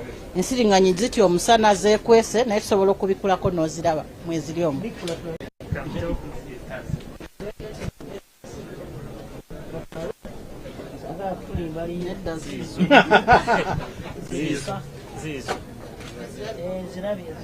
nnyo. Teziruma kwata nnyonyi. Envunyu. Ensiriŋŋanyi. Bazita nvunyu. So at Chanja, we also have a nursery bed where we raise seeds to become seedlings. So we don't give up seeds. Initially, farmers were given seeds, and they would complain that the seeds don't germinate. So our task is to raise seeds up to this level, and then we give them out to farmers to raise in their years to be beneficiaries. Yes. At what cost? At a cheaper price. For those in the PDM and Emyoga, those ones give them for free. But then these other private farmers, we give them at a cheaper cost, 300 shillings. And then here we raise 300 is at a higher cost. 300 shillings. Yes. We'll revise it. We'll revise that one, madam. And then here we do broiler birds, and then we raise them as chicks as well. So all this is urban farm. Urban farm.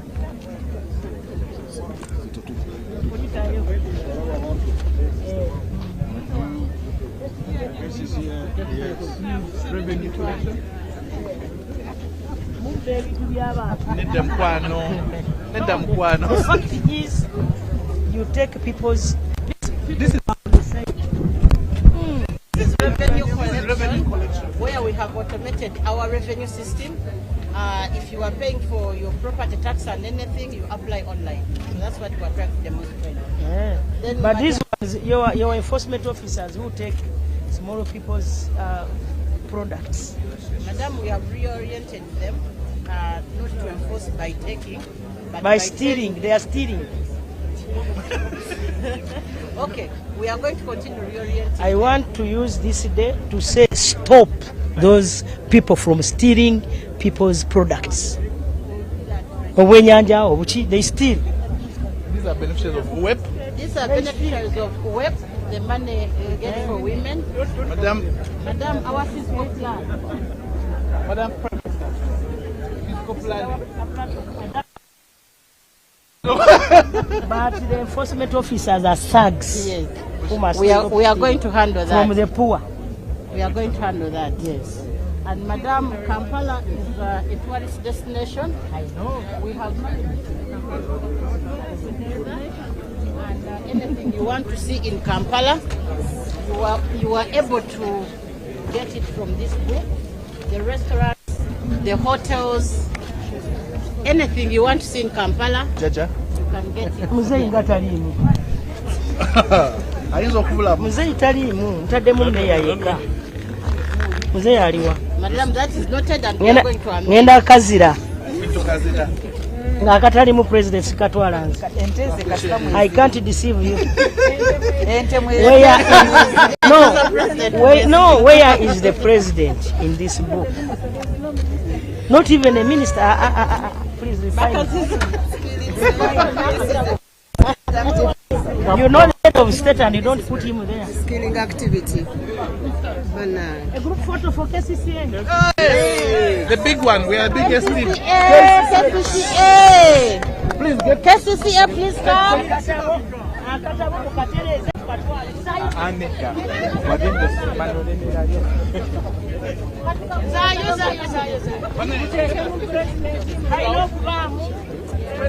President. Kale meya sina buzibu naye. Ayinza obutaddako. Okay. Naye president okutaba amutikisa eba minisita b'e Kampala.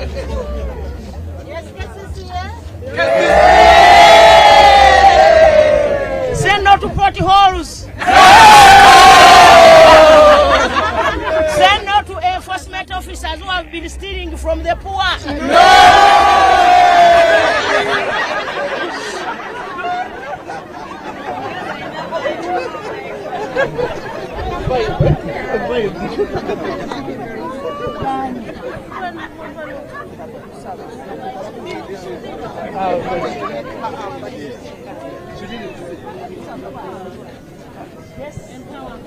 Yo wadomu wao ba. Ministry agenda.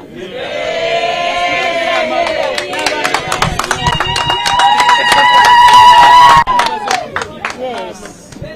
Please tell us, yes. We have occupational safety. We are going to explain how they handle issues of occupational safety. We have the child helpline. We receive calls and intervene and disseminate information. And then these are groups that are supported. Youth livelihoods, women empowerment, and then a number of policy documents. The SAGE, the older persons. Yes, and then here is this group is from the remand home. These are young people that are being rehabilitated and also taught life skills. I wanted them to explain. Good morning, Madam Nabanja. Morning. It's my pleasure to meet you. Thank you. It's a big chance, Madam. Yes. Then first demonstrate the spinach.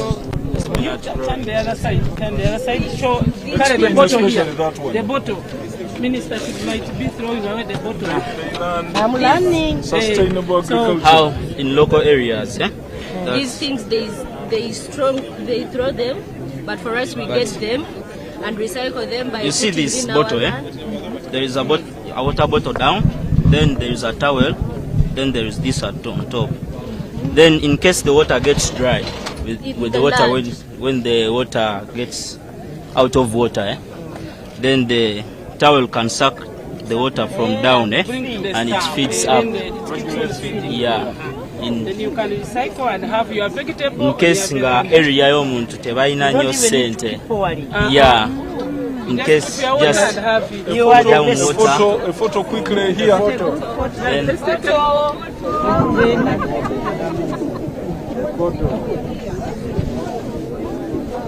Let's have a photograph with the Ministry of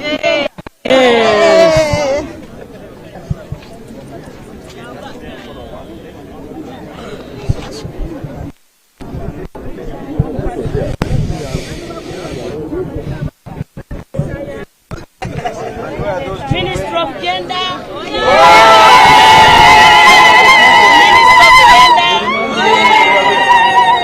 Our remand of children. We will come up with the technology of a towel to irrigate. Thank you so much.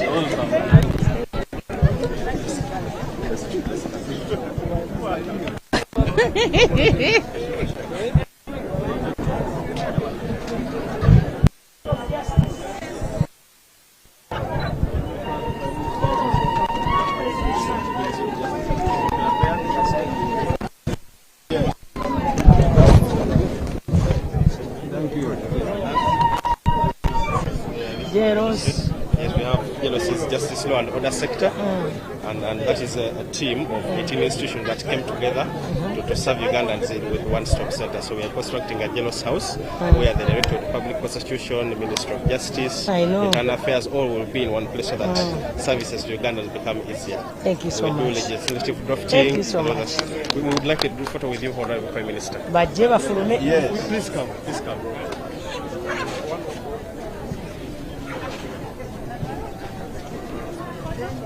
A photo. Photo moment? Yes, a photo moment.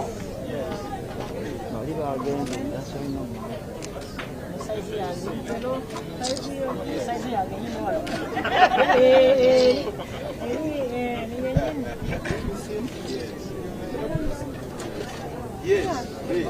Thank you, Honorable. Oh, she's not seeing. This one here. Yes, come here. Come here. Come here. You come. Oh, no.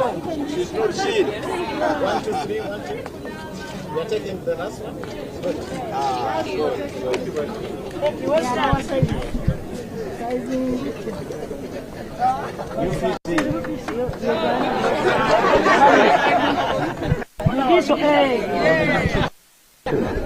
You're most welcome. Let's have a photo first. Yes. Come. Yeah, the Judicial Service Commission. Yes. You are there. They know you are there, Papa. The Judicial Service. Please explain. Yes.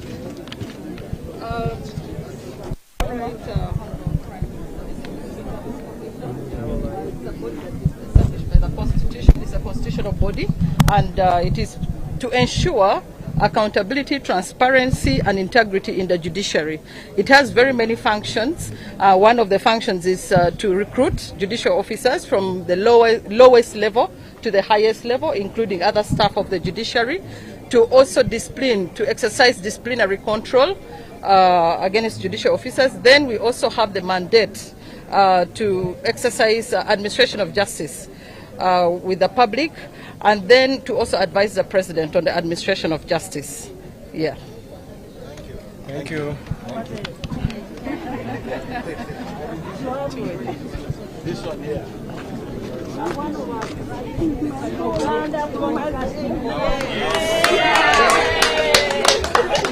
You are welcome. Yes. Most welcome. Madam, you're welcome to our stall. You're welcome. We believe in one thing. If you don't know where you're coming from, you cannot know where you're going. So you be Gramophones zakozesebwanga waka. But we have professional machines that have been used for the last 70 years. Some are in analog format, others are in digital format. The last time you visited us, you tasked us to start digitizing. So today, we've come with a state-of-the-art digital scanner. This has the capacity to scan photos and negatives. This is a negative of the past leaders, Jomo Kenyatta, Obote, and Nyerere. So we have this in digital format, and it is already archived, madam. Well done. Thank you. For keeping us informed. Yes.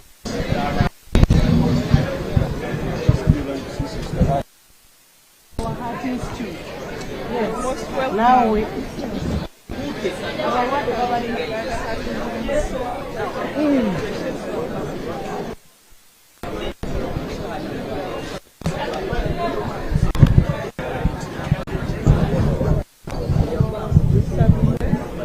Educating people on what they should eat. We also have consultation with our doctors around. We are also checking cholesterol levels for all our people who come around, because it's very civil good to servants. know. Yes, because this is their day. Exactly. So we are welcoming all of whoever them. wants to check their glucose, their cholesterol, their heart, they are all welcome. Services today. available. And then we've also showcased our theatre. I'm coming back. Yeah, I'm also coming back. Because I'm a guest of honor, I can't see. But I'm coming back. Showcasing our theatre. Operation. This is our heart-lung machine. During surgery, when they are working on the heart, we have to remove blood from the heart. So blood is drawn into this machine. So it acts as the heart-lung machine during surgery. And once the surgery is done, the blood is given back to the patient and the heart starts beating again. And these are just the materials. Yes, it's a heart-lung machine. We use it during surgery to keep the patient alive. You're most welcome. Thank you. I know you are overwhelmed by many patients because of our lifestyles and the foods. This is DPP. Welcome, Honorable. This is the DPP or DPP. Yes. Gender sex-based violence. You will see many items, and also these items reserve them for our victims. And specifically, when you look at these dolls, these we mainly use in courts, because sometimes we find it very hard for the victims to mention, for instance, that someone had sex with me or someone raped me. So when they are so young, or even old people, they are able to demonstrate using the dolls, and it has worked wonders for us. Yeah. Here we have magazines.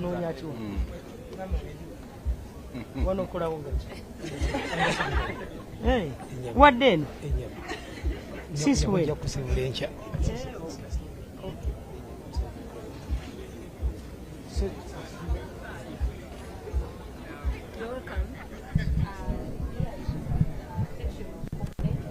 Where we guide the complainants on what to do, and we give them our mandates. We give them flyers. Then we have these books for victims who are then we have also this for the witnesses. We have a department of witness protection where we guide witnesses on what to do before they go to court. That is it, my. You're welcome. Thank you.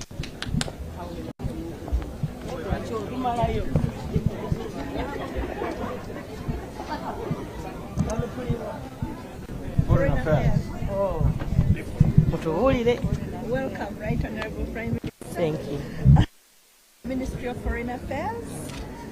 We promote and protect Ugandan interests abroad. We amalgamate all government policies domestically, and we take them through our embassies abroad and push them out there. We seek markets, we seek for trade partners, we seek for medical partners, and we look for all avenues in which Uganda can be promoted. You're very welcome. Yeah. Thank you, Prime Minister. We appreciate it. Because we know the number of products we are now selling out of the country, a number of them.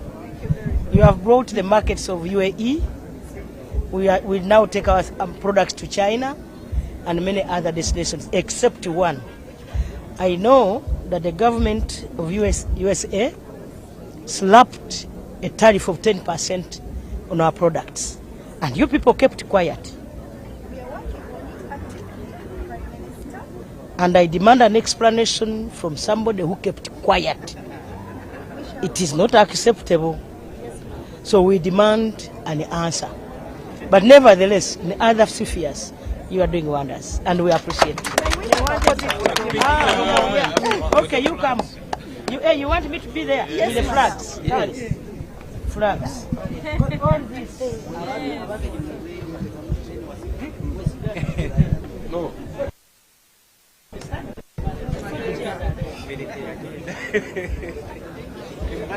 Let the minister sit and the permanent secretary will you stand. That's what I'll stand behind.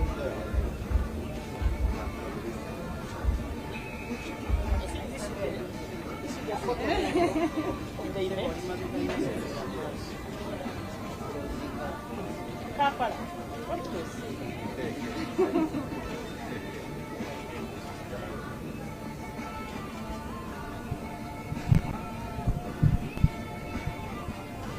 Are we done? Foreign affairs, oye? Oye! Foreign affairs, oye? Oye!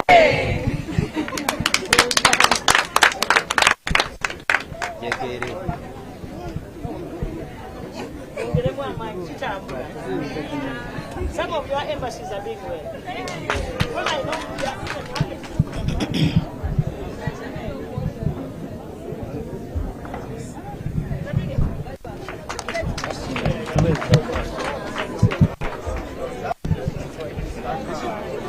You are welcome. Minister of Lands. Bali Malawo, they are grabbing. No, we are not. We are protecting it. We are protected land. We are forming CCOs, CLS, freeholds, leasehold. Everything is in our system now. We are on the same platform. And the Honorable Prime Minister, I brought this computer for you to see one of your titles in the country so that you can look at it. My title? Yes, please.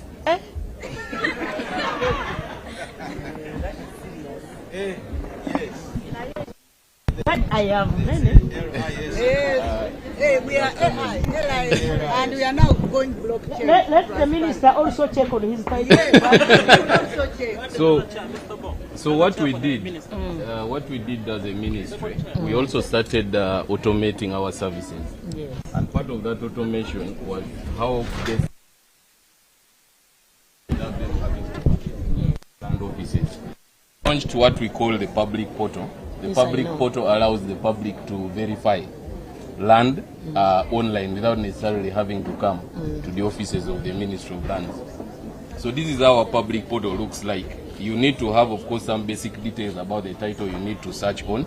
So you'll begin with a tenure system, and if your land is Milo, you will go to the specific office, for example, Kampala, and then you will go to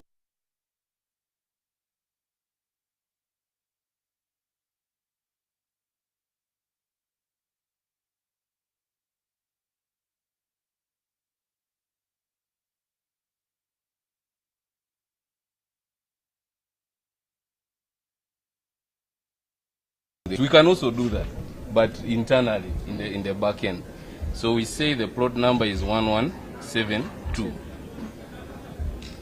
So when we run a search, the system will ask you if those are the details. You will confirm, and when you confirm, it will give you the identity of the person who is searching. When you say it is okay, it is going to ask you to pay. Now the fee we charge for this search is just 10,000 shillings. I know. So when you say pay, it will ask you 10,000, which will be credited from your account.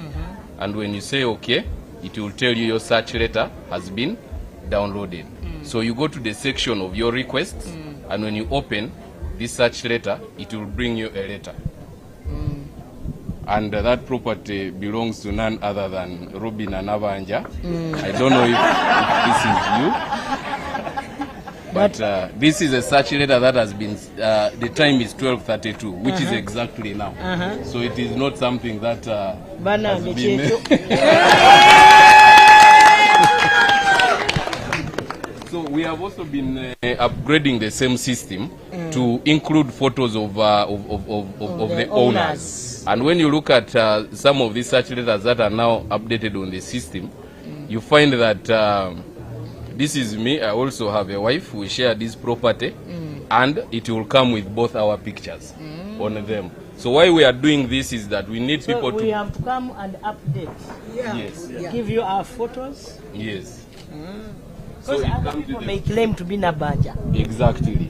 So now this helps people make decisions on ground. When I want to buy land, I'm there with the purported owner of the land, I can just go online, check, it gives me a picture, I look at the person, I look at the names, compare it with their national the ID. payments are going to be done online? This one we have done it online. Good. The payment through mobile money and credit card.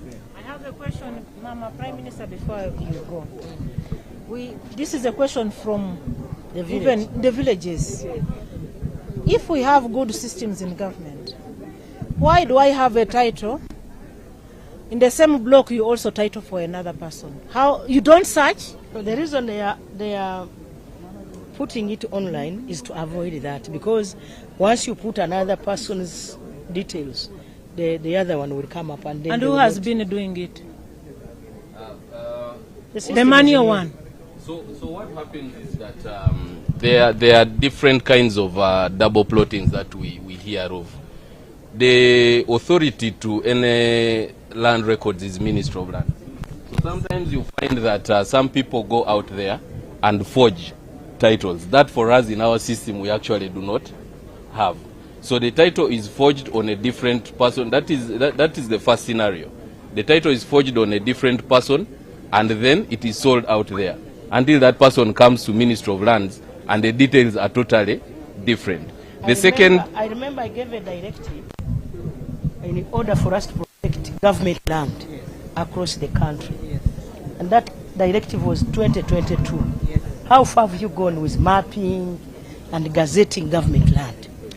We are working together. Otherwise they continue to encroach on our land. Yeah, we are working together with the different institutions, Ministry of Education, Water, NFA, name it, all the institutions. They are giving us their coordinates and we are busy titling. For wildlife, we are gazetting. We are going and finding coordinates and gazetting. And the Ministry of Water? Ministry of Water, we are gazetting wetland areas. Yes. Forests. Yeah. Because otherwise they continue to encroach on our forests, on our wetlands. You see how we are struggling nowadays. So what we do with that is that when we get the coordinates, we are now superimposing them on the national database. And when someone attempts to title on that area, the system will block. It will not allow you to produce any prints and eventually title on that. I will come to the minister. I still have very many questions. You're welcome, madam. And very tough ones. You're welcome. Thank you so much. Thank you. Very tough questions. I have very tough questions. I think it's better we sit, like we did the other time. This is all right.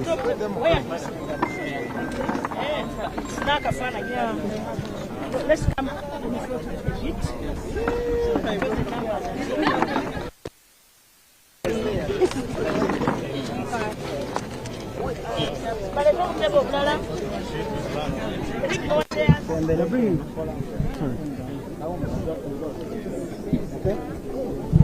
Christine, come back.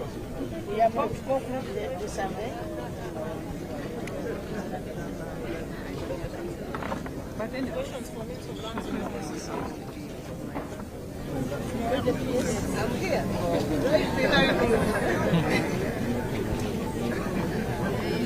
Well done, Minister of Land. Thank you so much.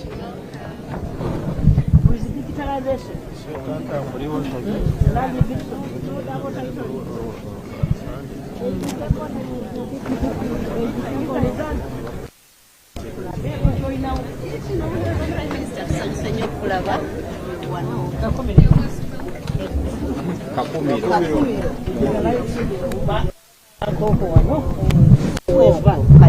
Tugenda Kakumiro. Honorable Prime Minister, this is the map of Uganda. This is what NITA Uganda is doing to extend connectivity to the country, largely to connect government entities to be able to improve service delivery digitally. Kakumiro wano Honorable Minister. Tugenda kujja eno phase 5 yatandise Honorable Minister. Honorable Minister, tugenda kujja Kakumiro batandise kati okola. Tugenda kutuka Honorable Minister ate ne betuleta. There are very few. Chibale is not also not yet connected. Chibale, okay. Tujja. Kati kuno Honorable Minister. The other day we were in Karamoja. Here in Moroto. Is this where we launched from? Yes, that's where we were last time. The expansion is singa zatandiseda ngeno route en kati yo yawedde ezisinga yekayonga eyokutira ekayonga yona yawedde naye era expansion ekyatambula muno mwatandisedde okutambula. Now where did this one come from? Because I can see it has no connection. Yetambulira kweno route. This time moving through this route. This is the sea cable. The undersea cable is Mombasa. One way yitira. Naye tulina endala egenda okuba nga eva Mutukula eva Tanzania ng'eyingira Uganda. So Honorable Minister, tulina bino, and on top of this we are also providing these services. We have a new project that we have just started, the Uganda Digital Acceleration Project, and in that project we are seeking to also reach out to the unserved and underserved communities. That is also including the refugees and the refugee settlements and the refugee host communities. So as we do phase 5, we are also implementing UDAP. And in there, we are looking to build telecenters, for example, and one-stop centers where the citizens can access e-government services at one place in one stop. So when you walk into the center, yes, and we are working with them. So as you walk, is already connected. Yes, and it also has a Service Uganda Center as a proof of concept. That one has already been done. Well done. Thank you so much, Honorable Minister. Honorable Minister, I will request for a group photo. Hey. Yeah. Where do we sit? Just I think let's all stand here. Yes. Very close.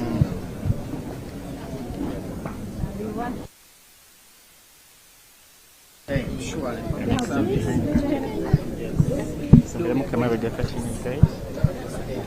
Elia. Okay. Thank you so much. Thank you so much. How many stones?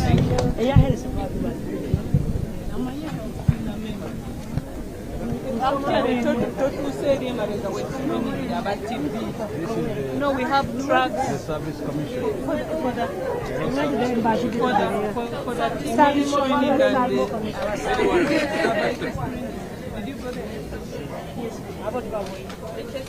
You're welcome, Right Honorable and Honorable Minister. We are the Health Service. We recruit health workers for the health sector. And our biggest innovation here, our greatest innovation is e-recruitment.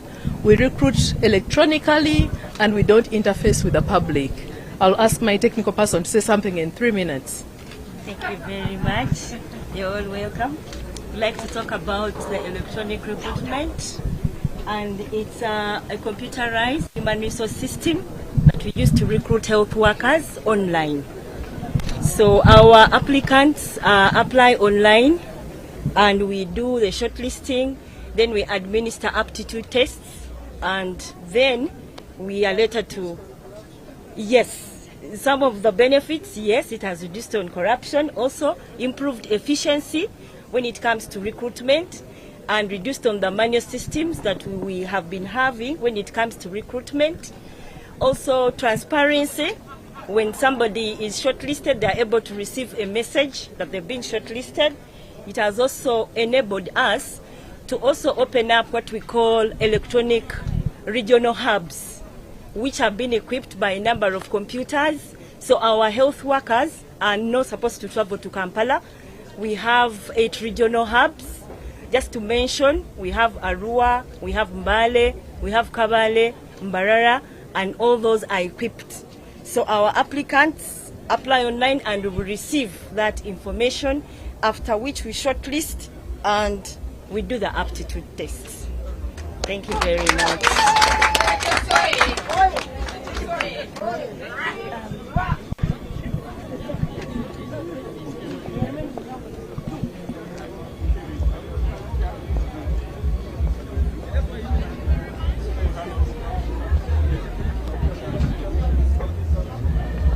Public Service Commission jobs.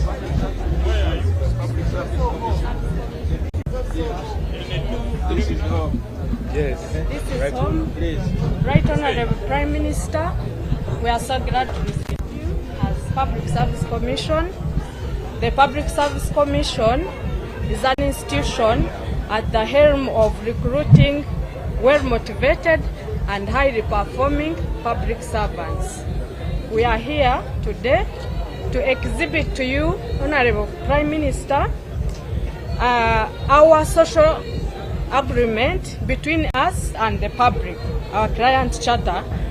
This includes our mandate, our vision, our mission, and what we give and what we expect from the public. The client charter. Right, Honorable Prime Minister, we also exhibit our value system at the Commission and the expected values in the whole entire service. So these are cardinal principles guiding us, guiding our operations, and guiding the operations of every public service entity.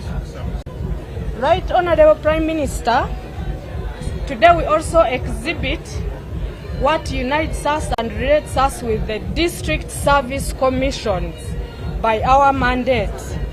We supervise them, they report to us, and we guide them, and we have always done that. Right, Honorable Prime Minister. On my left, right, Honorable Prime Minister, we are exhibiting our e-recruitment system, and I take the honor to inform you that our e-recruitment system has performed greatly, and more especially during the RAPEX implementation program. It helped us so much in the process of shortlisting and interviewing candidates. We did not have any challenges, and I think we performed to the expectations of our supervisors. Thank you so much for coming.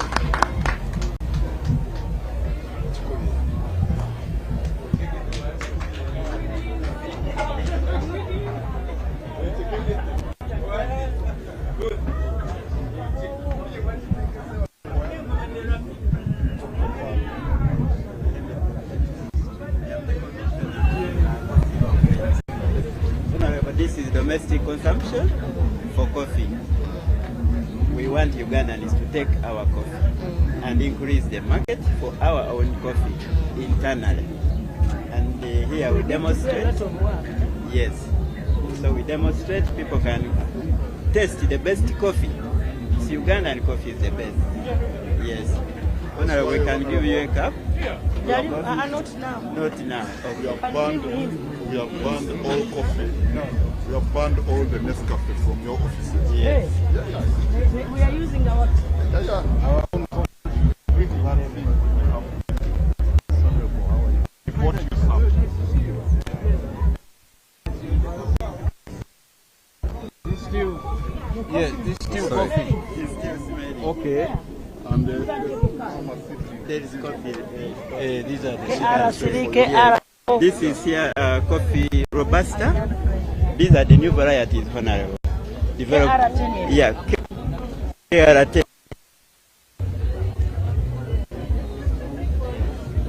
This is one of KR10. The newest varieties we have for coffee. Resistant to disease, especially coffee root disease, and very high yielding, Honorable. So we thank your government. We are giving Northern Uganda planting material in this year. Oh, great. Yeah, That's so very good. We thank you so much. We also thank you for the UNIDO efforts, Honorable. Oh, the one, yes. Under my office. Under your office. UNIDO from You're very welcome. My also has a lot to do with controlling that destroy our animals and crops. And one of them is there we have the instruments that we use for the control, for the trapping of different types of flies, and then the chemicals for control. And we also not only deal with vectors, we also deal with insects that are useful. And Right Honorable Prime Minister, we know that we need to diversify our feeds and foods. And one of them that we are investing a lot are bees. Not only for pollination, but also for the food that they produce. Honey, propolis, beeswax. Actually, we are exporting a lot of all this to European Union. So we are also leveraging that. And we are also very glad that we want to harness other beneficial insects, including insects, so that we actually give it more value. in terms of standardization. So, There is also yes. National Oil Seeds Project. Yes. For the oil seeds.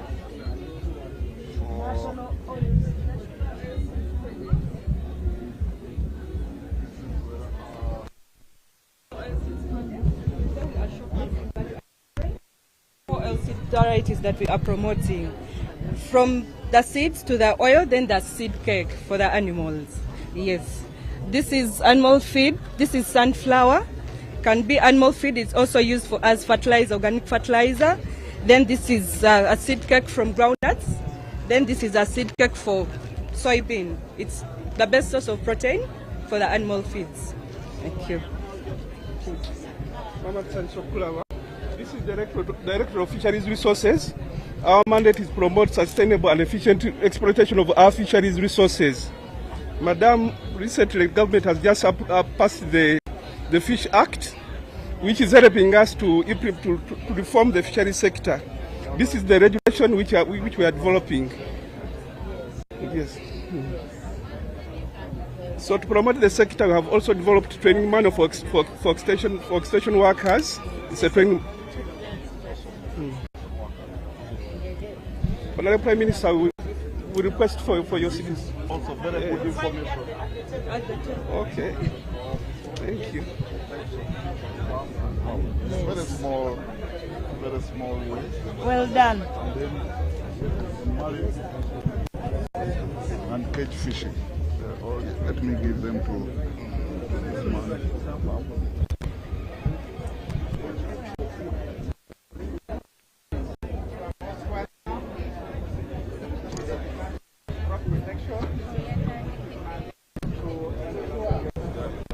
Sustainable management of pests, crop pests and diseases for increased food security and household income. It works in a variety both for invasive species, migratory pests that knows no borders. It can come from Kenya, can come from Sudan, up to Uganda. The quilla birds, and we work to ensure that we have sustainable food security. You are most welcome to our welcome. You are making us proud.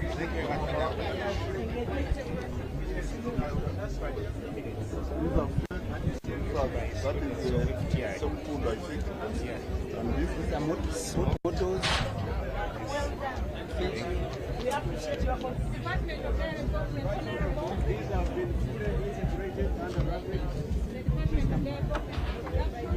Even the coffee people are We are still maintaining the quality and safety of dairy products. We are now exporting our milk to Algeria, and the ministry has ensured that we have all the tools to regulate the sector. We want to appreciate our PS, and our commissioner can say something. Yes. Welcome to this store. We offer services, we promote consumption and marketing of milk. Right now, yes, that's our next move, right, Honorable, to ensure that we have milk consumed. And these are platform tests. Matter. So yeah, we are exhibiting the tests, the kits for the platform test. This is a lactose scan. You put a sample and get all the results of fat and added water. These are other platform tests, and these are our partner products from other value addition factories. You're welcome. Yes.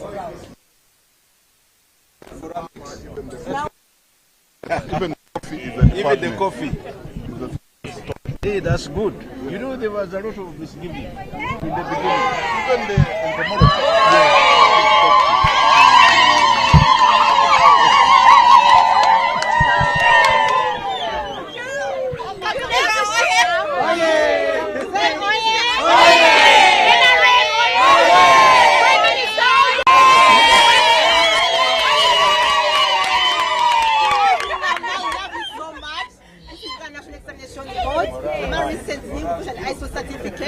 because of the quality of our services, and UNEP continues to assess learners at both level, primary and secondary level, and we assess them in a quality way, and that's why we got the certificate. Oh, good. We're also encouraging the politicians who are going to stand for to have to come and verify their documents with UNEP, which we've been doing very effectively. Yes, ma'am. Which I think you can answer for Ugandans. There are those who verified their documents in 2021. 2020, 2021.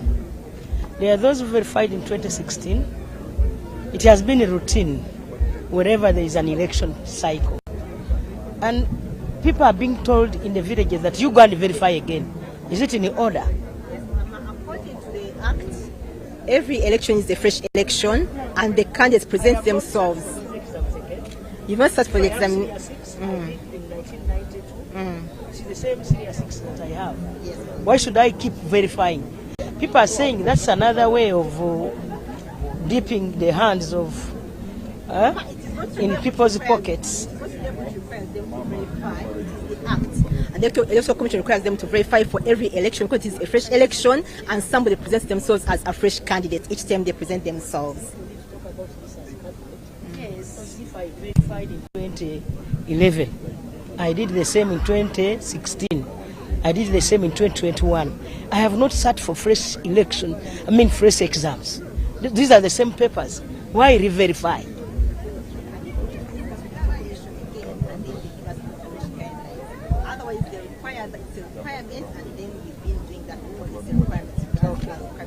I think Cabinet has to come up with something. Then, Mama, at the spot, you never trophies. Yeah, we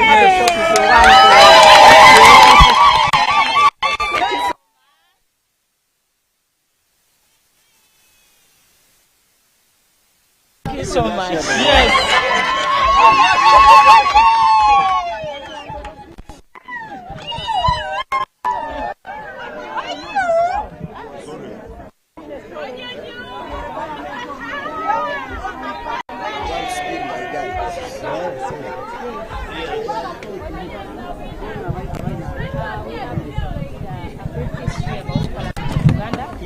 Parliament Museum, where we are educating the public about Parliament. But also we are giving literature to our people, to our fellow civil servants about Parliament. And on the table we have a display of your member of Parliament. They should know who their member of Parliament is, of course. The roles of their members of Parliament. Many people ask, what does my member of Parliament do? And here we are bringing them the real details of the roles of the other members of Parliament. We also have the August House, details on what is existing in the current 11th Parliament.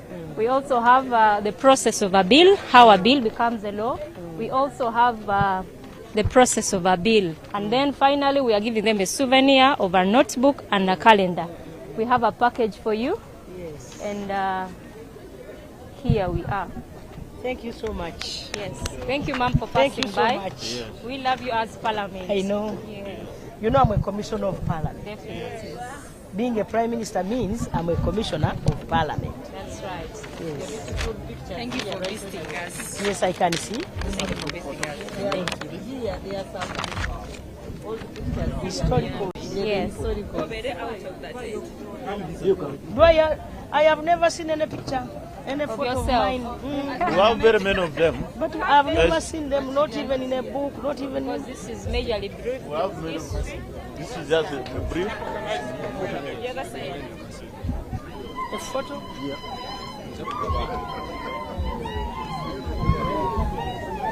Sorry? Henry?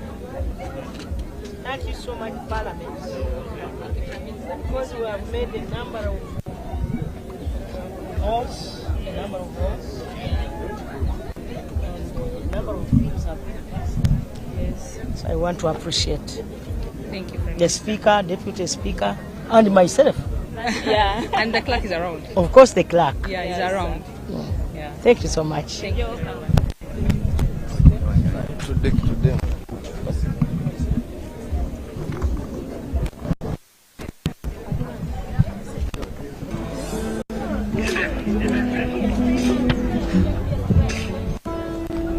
Ladies and gentlemen, may you rise, may you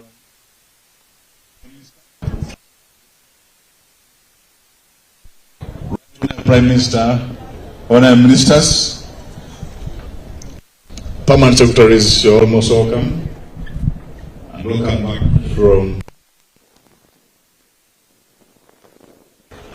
Thank you for committing time to inspect the exhibitions. May we rise to our feet for the anthems.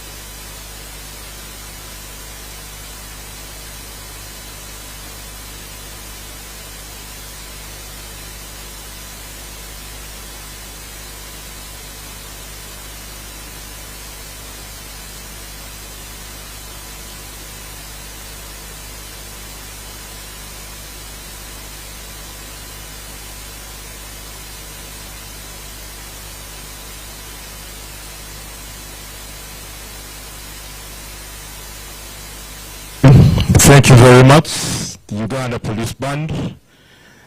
As we remain on our feet, allow me to invite Reverend Florence Taebwa to give us a prayer.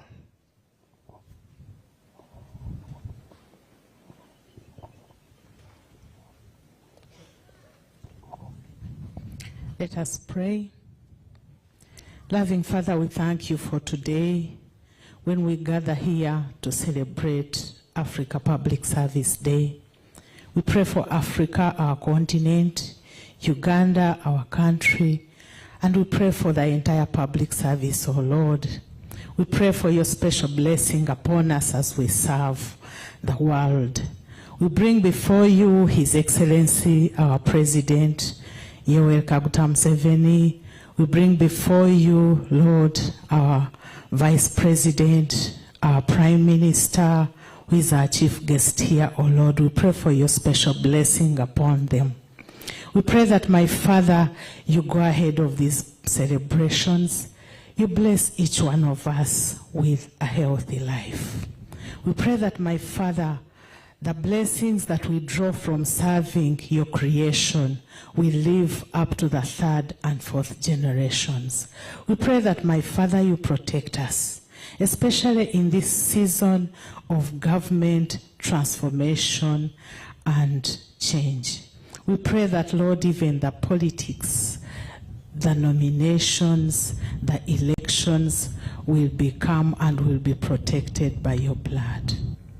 And I request each one of us to pray for yourself. Lift up yourself before the Lord and mention one or two things that you need Him to do for you during this year. We thank you, Lord, for hearing our prayers. We bless your holy name. We give you thanks. In the name of the Father, Son, and Holy Spirit. Amen. Thank you, Reverend Florence. Reverend Florence is Reverend Florence Tayeva is an assistant commissioner at the Ministry of Public Service. Without much more time, may I take this opportunity to invite the acting permanent secretary, Dr. O'Croll, to make his remarks. Dr. O'Croll is a commissioner, policy, human resource policy and development at the Ministry of Public Service. As he makes his way here, once again, we would like to welcome all of you to the celebration of the Africa Public Service Day 2025. Thank you.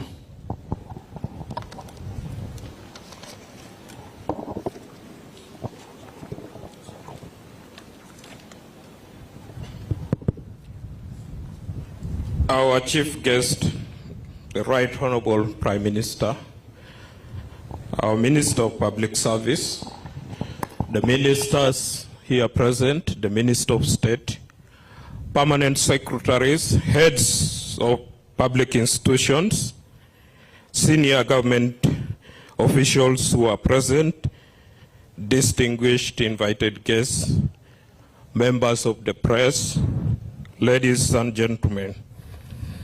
I take this opportunity to welcome all of you to this important, memorable occasion, and I sincerely extend a word of appreciation to our chief guest, who has shown a sign of stamina by inspecting all the stalls that have been displaying during today. And I saw a sense of love and happiness from all the public servants that were visited. Right Honorable Prime Minister, we appreciate Tova Kumain. We shall be with you. On this special 14th African Public Service Day, we extend a theme of enhancing the agility and resilience of institutions to achieve equitable governance and rapidly historical service delivery gaps. During this event, Honorable Prime Minister, Right Honorable Prime Minister, today we want to reflect on the performance and functioning of the public service in terms of its mission, objectives, programs, and projects. And we also take on the challenges and the successes that have been achieved. We want to raise the public image of the public service and ensure that government gives the public service the necessary trust. We want to celebrate and reward good performance and excellence and all the innovative practices in the public service, as you saw during the exhibition. We will continue to exhibit and deliver on-spot government services to the public, and we want to enjoy the cooperation and networking of all government departments and continue to build sustainable partnerships. Since 2018, when we expanded the scope of commemorating the African Public Service Day in Uganda, we have implemented the following activities to create more impact and visibility. The sports gala for all MDAs held at Makerere Main Sports Ground features football, netball, volleyball, woodball, chess, athletics, tug of war, and sack race. Our chief guest, this activity is well attended and most of our public servants enjoy it very much. During your inspection of the stalls, you saw the accumulation of trophies that UNEB has made. That shows you that they don't examine only the mind, they also look at the body. We raise the public image of the public service. We have also initiated and implemented the work from the Ministry of Public Service headquarters to this ceremonial ground. Today's work, Right Honorable Prime Minister, was very eventful with even some rain to continue to cool the participants. By the time they reached here, they were well grounded.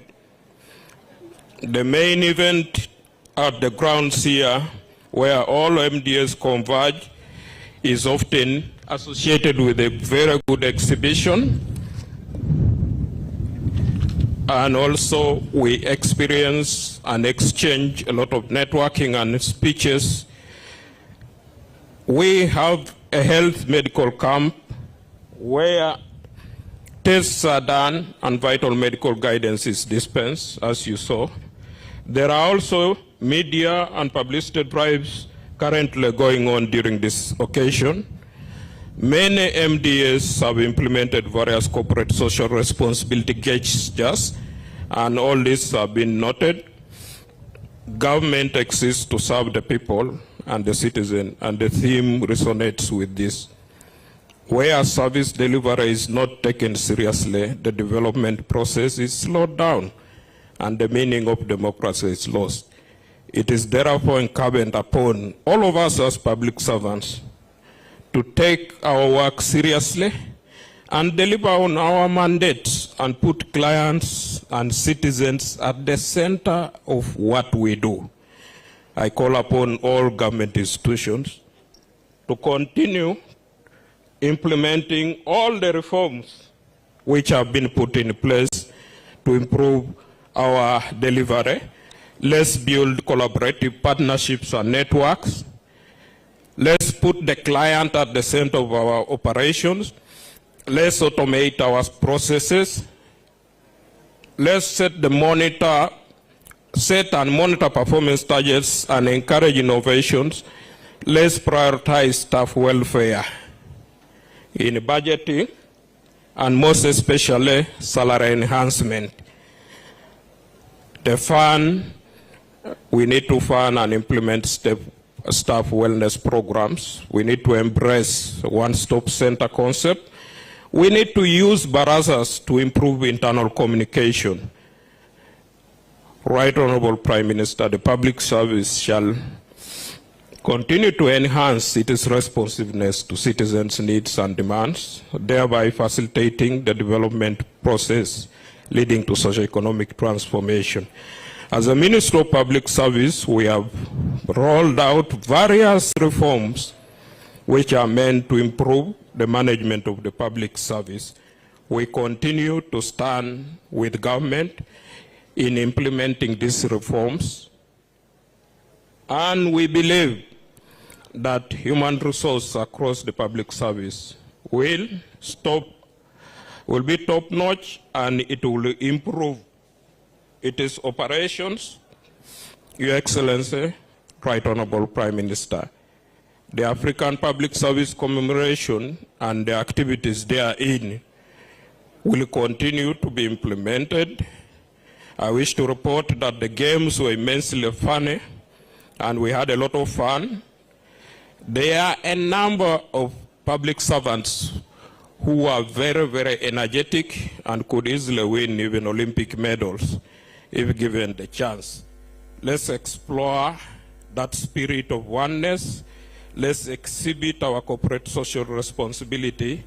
I take this opportunity to thank all MDS, permanent secretaries, heads of agencies, and public officers for participating in the activities of African Public Service Day. As the Minister of Public Service, we continue to pledge our commitment to commemorate this day every year, it is an opportunity for the public service to be known, to talk to the public, and to demonstrate the good that we do. I take this opportunity to thank the Preparatory and National Preparatory Committee for organizing this event. I thank you for listening, for God and my country. Thank you very much.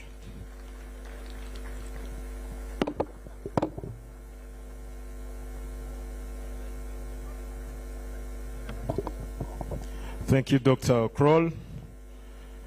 Right, Honorable Prime Minister, the next speaker is the guest speaker for the day, presenting a paper on the theme of the day.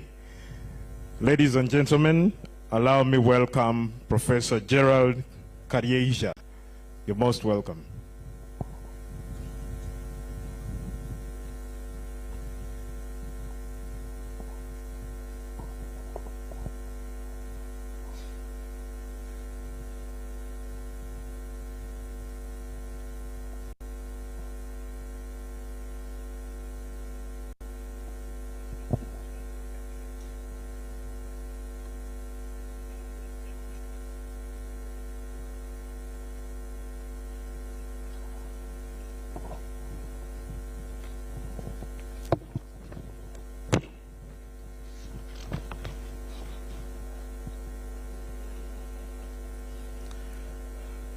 Our chief guest, the Right Honorable Prime Minister, the Honorable Minister of Public Service, the Honorable Minister of State, Public Service, the Deputy Head, Public Service, Secretary of Cabinet, Permanent Secretaries, distinguished invited guests, ladies and gentlemen.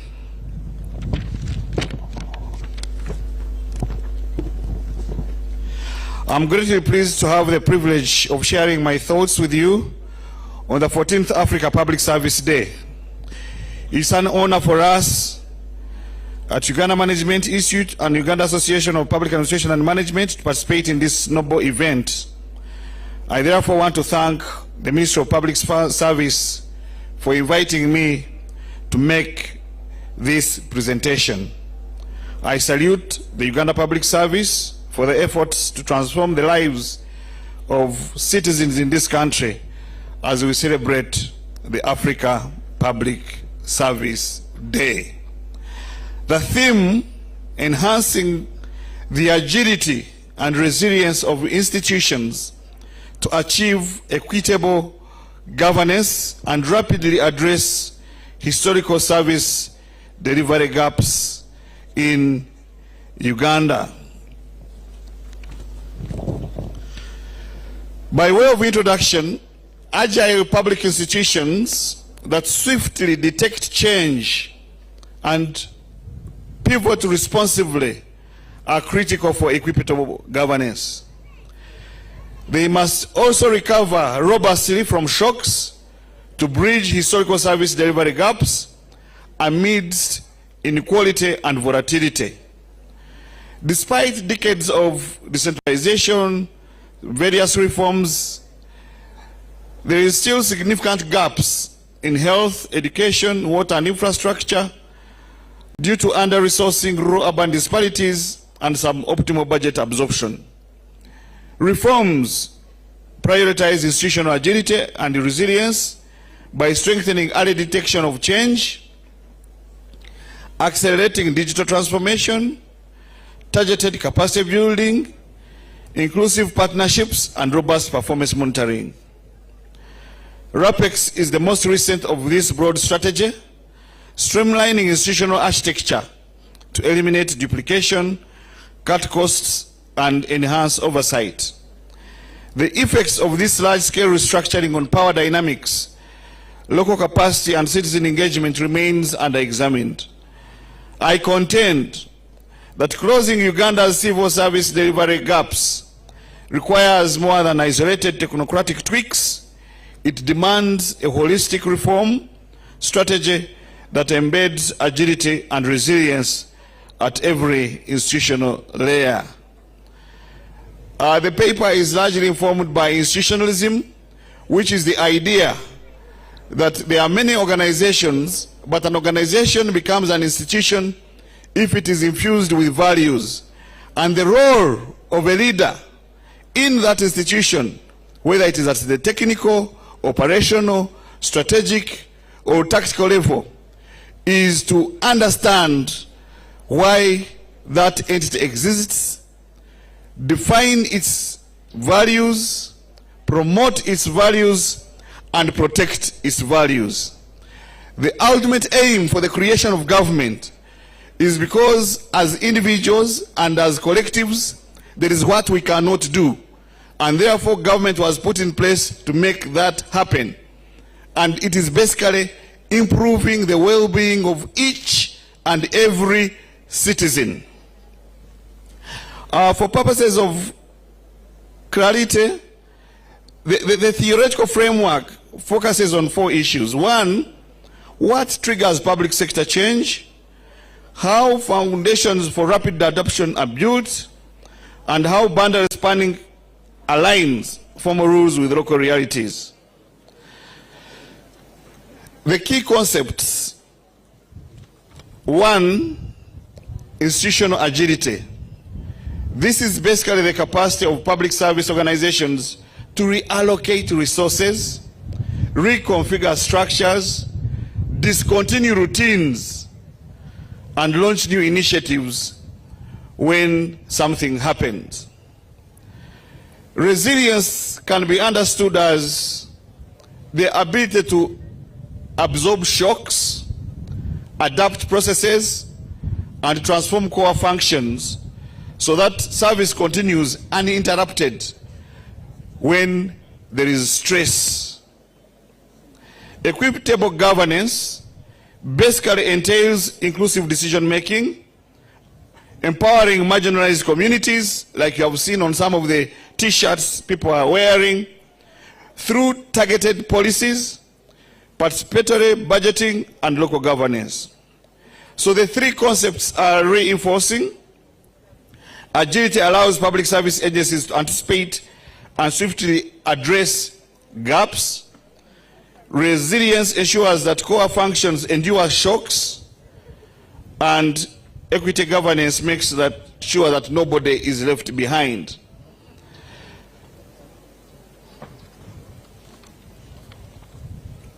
Tracing historical public service delivery gaps.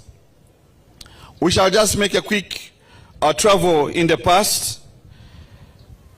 When you look at the colonial foundations and early disparities, that is pre-1962, you will notice that the British colonial rule designed to serve the interests of the colonial administration and urban elite, exemplified by regional bias. For example, the British prioritized infrastructure and services in Buganda and parts of the south, especially Kampala and Entebbe, while other regions were receiving less. Civil service discrimination. Africans were largely excluded from senior service roles. Whites and Asians dominated upper and middle ranks. Education access. Missionary schools were concentrated in southern Uganda, leaving fewer opportunities elsewhere. If we look at post-independence and institutional breakdown, following independence in 1962, Uganda inherited a fragile and uneven public service system. The subsequent decades were marked by political instability, especially under Amin's regime. We can cite 3 examples for the benefit of today. Collapse of health services. Under that regime, healthcare infrastructure deteriorated, with hospitals lacking drugs, equipment, and staff, more so in the rural areas. Urban-rural divide. Investment in urban centers continued, while rural districts remained underserved. Political patronage. Services were often directed to regions loyal to the regime, leaving opposition strongholds neglected in terms of roads, schools, and clinics. 86 to 2000, reform and reconstruction. The rise of NRM in 86 ushered in a new era of reform and a raft of reforms took place during that period. Nevertheless, there are still historical service gaps that occurred during that time. For example, uneven decentralization. While decentralization aimed to improve equity, better resource districts like Wakiso and Mukono benefited more than remote areas like Kotido and Bundibujo, which lacked capacity to implement reforms effectively at the time. Education quality gaps. UPE increased enrollment, but rural schools lacked trained teachers and materials, leading to poor learning outcomes compared to urban schools.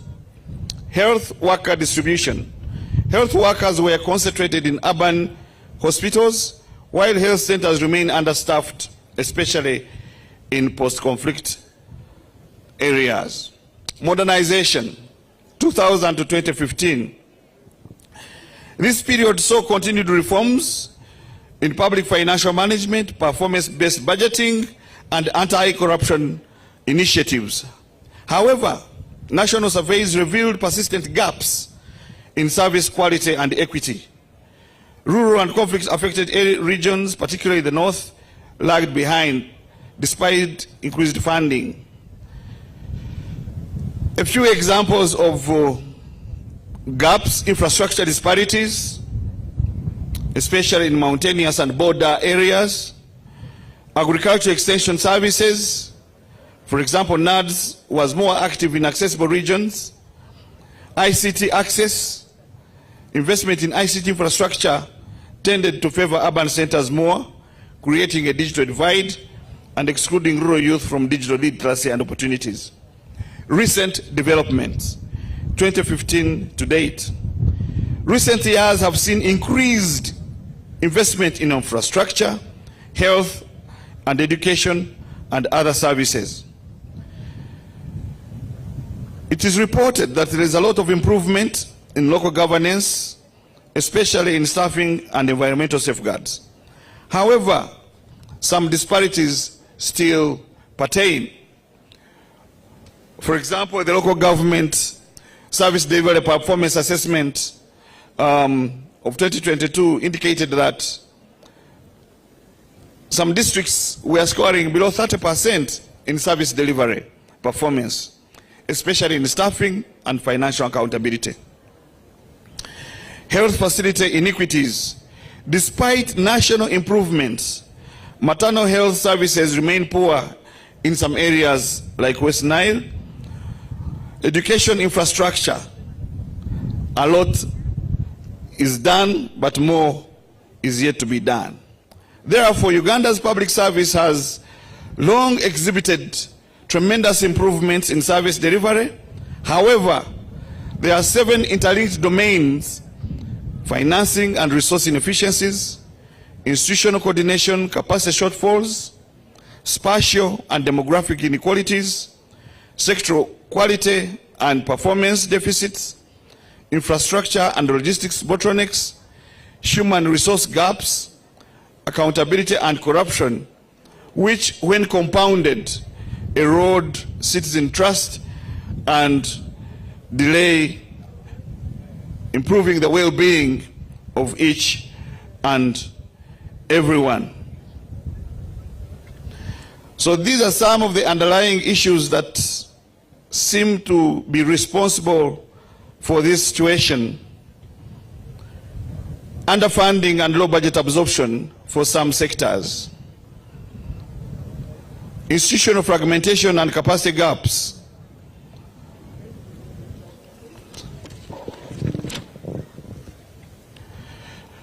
sectoral performance deficits. For example, by 2022, only 65% of the health stands met minimum operational standards, but now the situation has greatly improved. Public universities face chronic staffing shortages and irregular funding, undermining curriculum rollouts and research capacity. Infrastructure and logistics bottlenecks. Seasonal flooding renders 60% of rural roads impassable, delaying referrals and market linkages. Digital gaps are equally pronounced. Governance failures, overlapping mandates, opaque procurement, and endemic corruption that drains resources and erodes legitimacy. This historical analysis reveals how financing shortfalls, institutional fragmentation, and governance weaknesses have been responsible for some of the service gaps. Building on these insights and the various reforms and the various activities that are being done as demonstrated in the tour today, we can further enhance. To enhance means that something is existing, is obtaining, and therefore you want to make it stronger, you want to make it better, you want to make it more active. And therefore, I propose the following for contemplation. A unified reform framework anchored in a shared purpose. As some of you may know, RAPEX, among other things, has identified to have a public service reform model, which is in NDP 4, and it is believed that this framework will embed continuous mindset and cultural change, harness technology and innovation, reduce administrative burden, and equip civil servants with tools and autonomy necessary for rapid learning and adaptation. Second, targeted capacity building. The proposal here is that a lot of capacity building is taking place, but how can we synergize it? How can we regionalize it? And how can it be as close to where action is as possible? If we have chosen as a country to go the parish model, then let us have parish-level problem-driven iterative adoption units that will diagnose service delivery bottlenecks, pilot localized solutions, and rapidly scale successful practices. This can be done by also having policy and innovation labs and laboratories at that level. Third, performance-linked financing and emergency pools, aligning budgets with verifiable outputs, and transitioning from front-loaded allocations to tranche-based grants. This would simultaneously create a ring-fenced emergency fund overseen by a stakeholder or interministerial committee to reallocate unspent or new resources, especially for critical areas. Right, Honorable, we need also to increase participatory budgeting and digital accountability. Maybe we can mention that the barazas need to be given more energy so that the reason for which they were created becomes even more visible, because these village or parish level service delivery committees and networks will function as a cross-functional sprint team to ensure that gender, disability, and other imbalances are dealt with in subsequent allocation cycles. Fifth, cross-agency collaboration and integrated monitoring.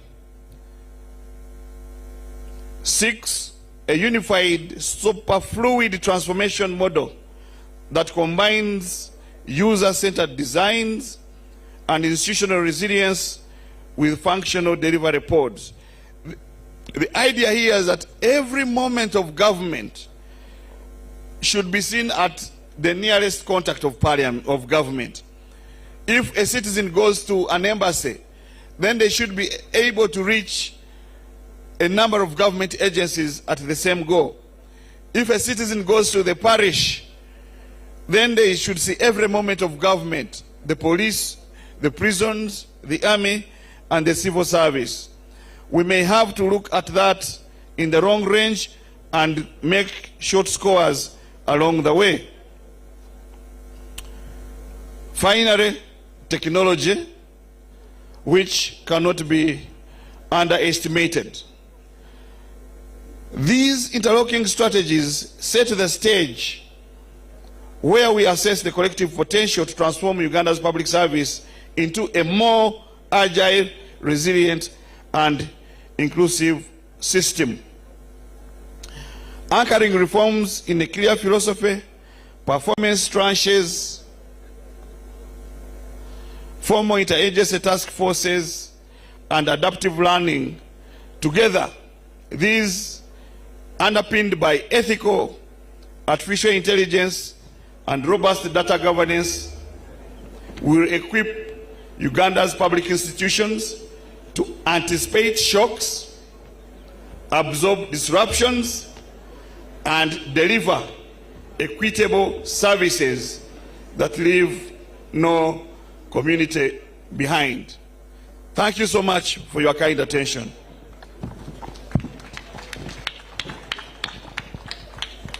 Thank you so much, Dr. Gerard Kareja. We will have a very short presentation by the Uganda Police Force. We have got communication that the Right Honourable Prime Minister has another engagement. So we'll have a very short presentation from the Uganda Police Force. And then we'll have the next very brief items before the Right Honourable Prime Minister addresses the gathering.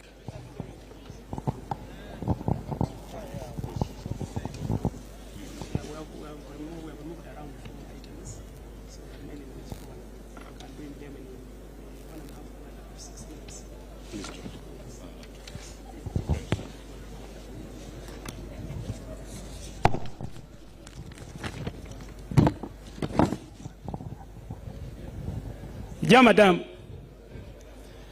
our guest of honor, the Honorable Prime Minister, the Minister of Public Service, the invited guests in your respective dignitaries, the exhibitors, protocol observed. Before you is the police martial arts team made up of the taekwondo, judo, karate, boxing teams. They are here to exhibit the power of their bodies as they enforce the laws of Uganda.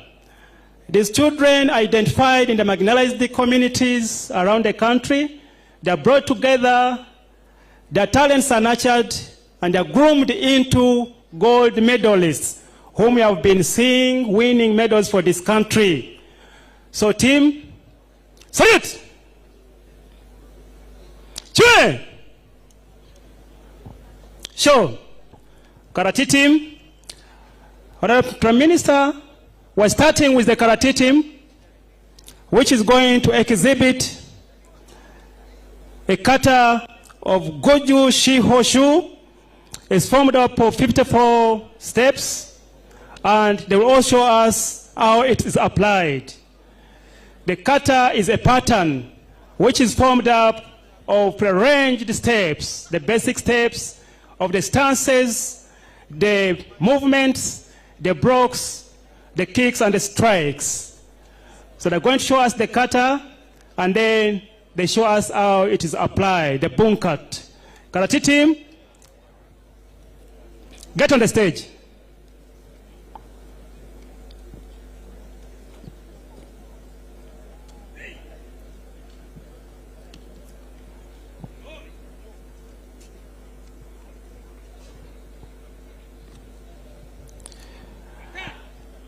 Honorable Prime Minister, the participants you are seeing are the ones whom we have been training now and again.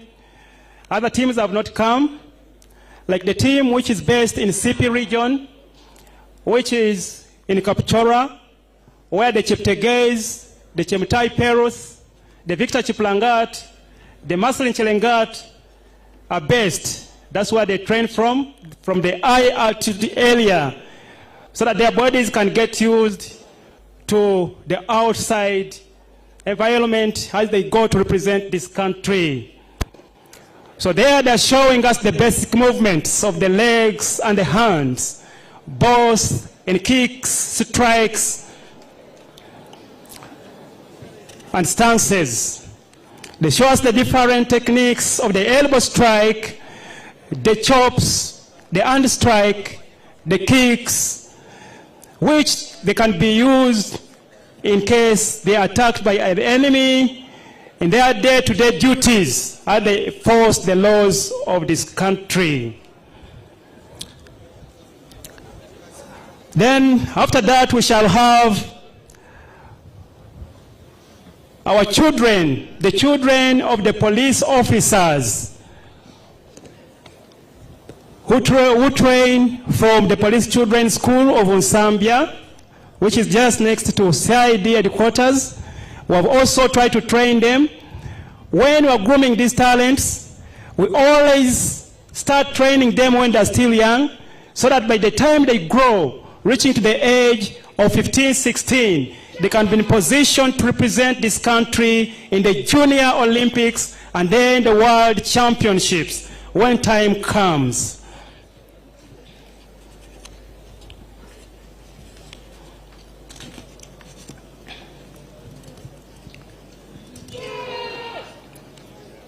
Karate team, wind up so that we can have the children.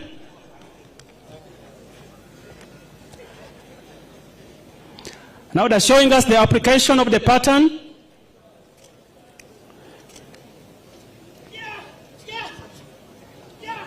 They use these techniques to defend themselves, and the same techniques we have used them to train the marginalized communities, majorly the girl child in the ghettos, to empower them to be in a position to defend themselves in case they are attacked by the long elements in those communities, wherever they stay.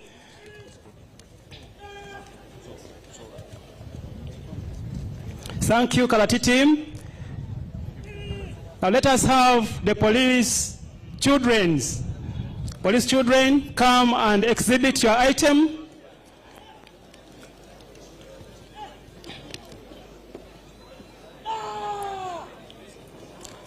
Thank you. That was the Karate team.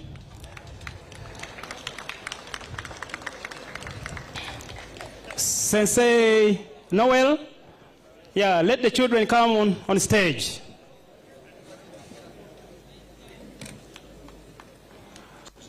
These are children of police officers who study in the different police children's schools around the country, but the ones who are seeing on stage, they are studying from Police Children's School in Zambia.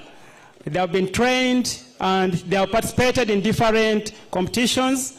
What they have just exhibited are the basic falling techniques, which we train them so that their bodies can get used to the real combat in case that time comes when they are supposed to engage in the different competitions, wherever. We teach them how to fall on the sides, at the back, at the front, and also rolling. These are basics.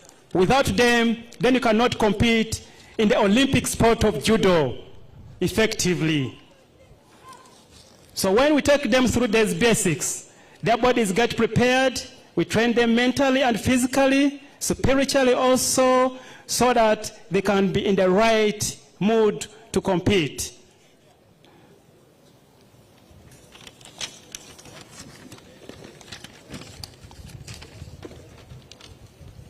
So all those techniques are involved in the competitions, because when it reaches to competition, you have to gauge your techniques and your opponent. The one who is superior takes it all, and thus he becomes the winner. So these are basics which take them through so that they can learn.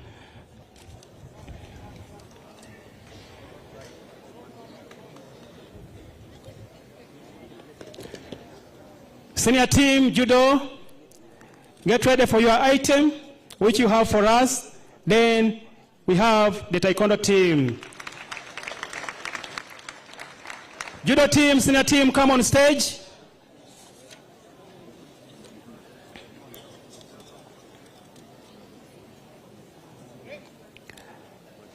This senior team of judo has been positioned to represent this country in different competitions around the world and have won medals for this country.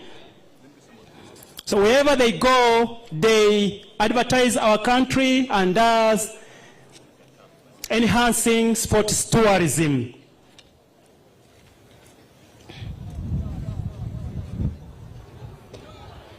So that's how we make it in the real fights. So when your back goes on the ground and you don't be in position to lift yourself for some seconds, then the person who has put you down takes the game. They're not supposed to grab the body, but they're supposed to grab the sleeves and the collar of the competition uniform. When you grab the body, that is an offense and you're penalized because of that.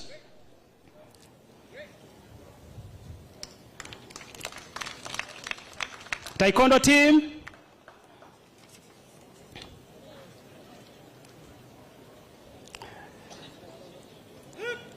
Our guest of honor, Madam Honorable Prime Minister, this Taekwondo team is a national champion for the last 3 years, and it has just won the East African Police Chiefs Cooperation Organization Games, which were held in Ethiopia, in the city of Addis Ababa. And we had some of the competitors also represent this country in the All Africa Games and the Islamic Solidarity Games, which were held in Turkey.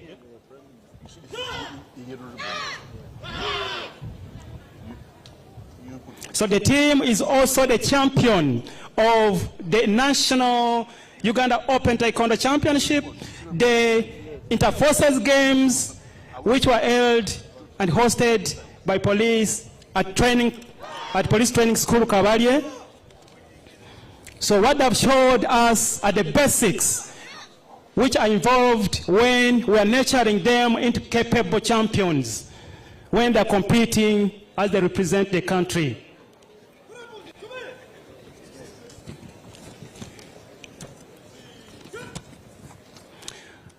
So that's a combination of the basics which they train when they start. So that level is the second level. After learning the basics, they try to combine it into a sequence so that they can get used to fighting different opponents who can attack them from the different directions as they enforce the laws in case they face the wrong elements. This martial arts team has been also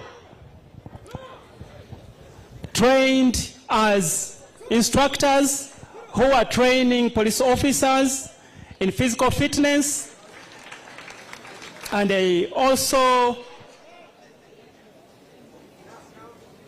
train the marginalized communities, majorly the female.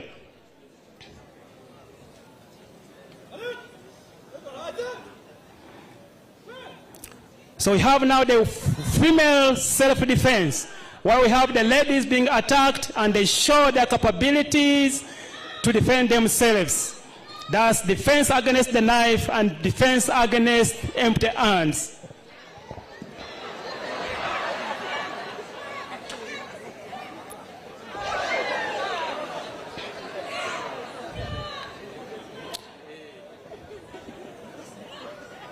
So when we train them into the different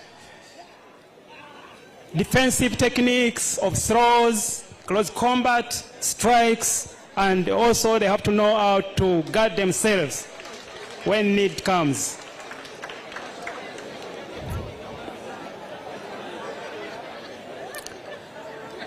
Now we have two female police officers, the African champion, Corporal Among Rebecca, who just won her fight in South Africa recently. And then we have the Australian champion, that's Pisita Kazazbeda, showing how the techniques which she's trained into can help her in the enforcement of these laws of this country.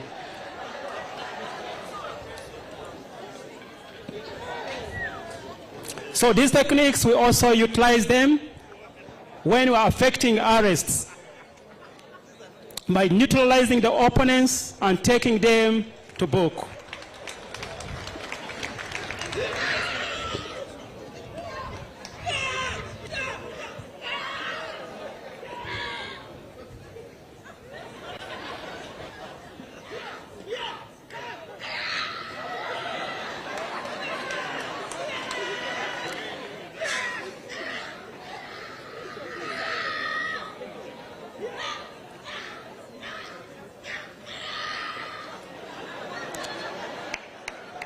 So the lady, the female couple who is on stage, she is a fighter of mixed martial arts and she has won different titles and medals for our country. She has just come back from Rwanda where she participated into the genocide memorial tournament where she won a medal on final. So the last item, yes. In our last item, we are going to see the specialized techniques of the legs, which are being used by these police officers, kicking different targets consecutively in a special way.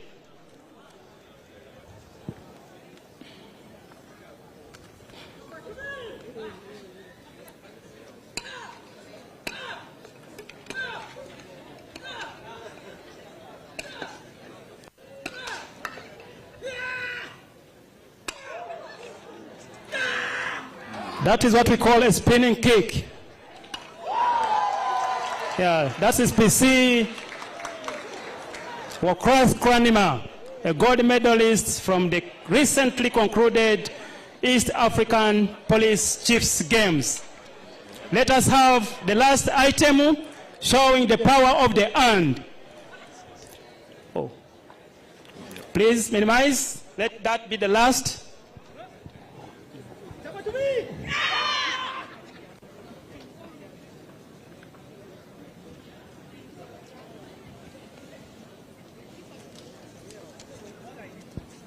So here they are going to show us how they can still utilize the power of the legs to kick the different targets while in motion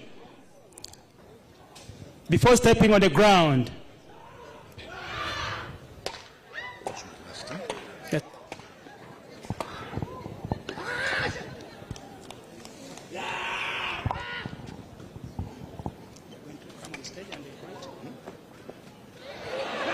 Again.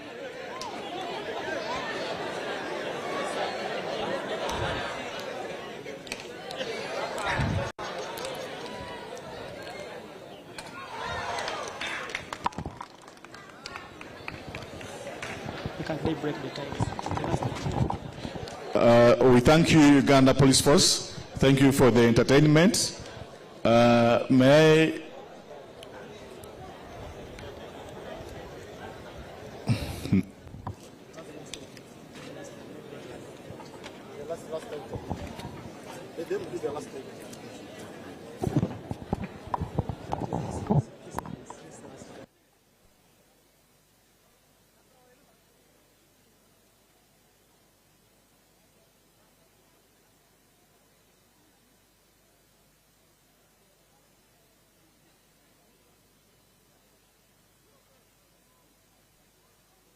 Our guest of honor, Madam, that is the last item. For the items we prepared to exhibit on this memorable exhibition day as we celebrate the African Public Service Day celebrations 2025.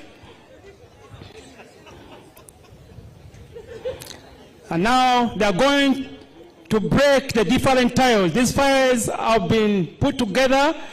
Others are 4, others are 3. So they're showing you the power of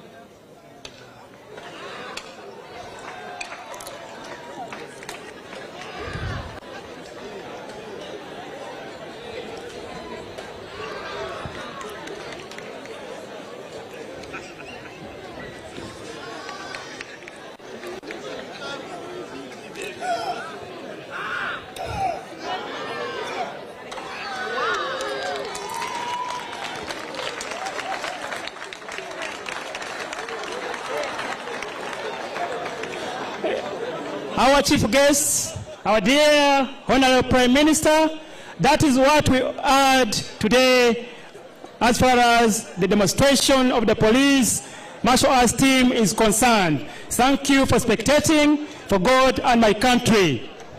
Very, very amazing, very, very interesting. Thank you, Uganda Police. With the permission of the Permanent Secretary, Minister of Public Service, may I invite the Deputy Head of Public Service, who is representing the Head of Service, to make her speech. You're most welcome, Deputy Head of Service.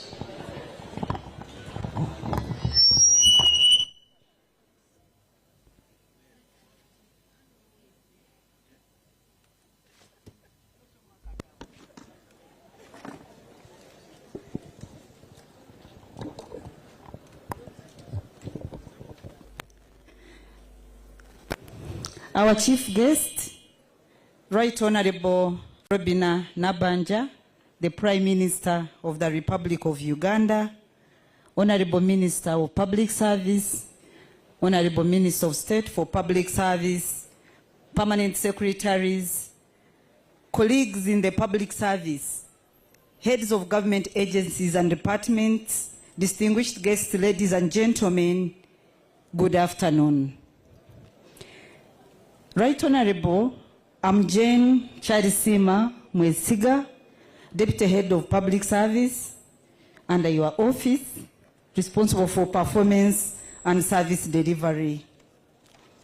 It's my honor and privilege to give remarks on behalf of the Head of Public Service, Mrs. Lucy Nachobe Mbonyi, who is unable to be with us today as we commemorate Africa Public Service Day 2025.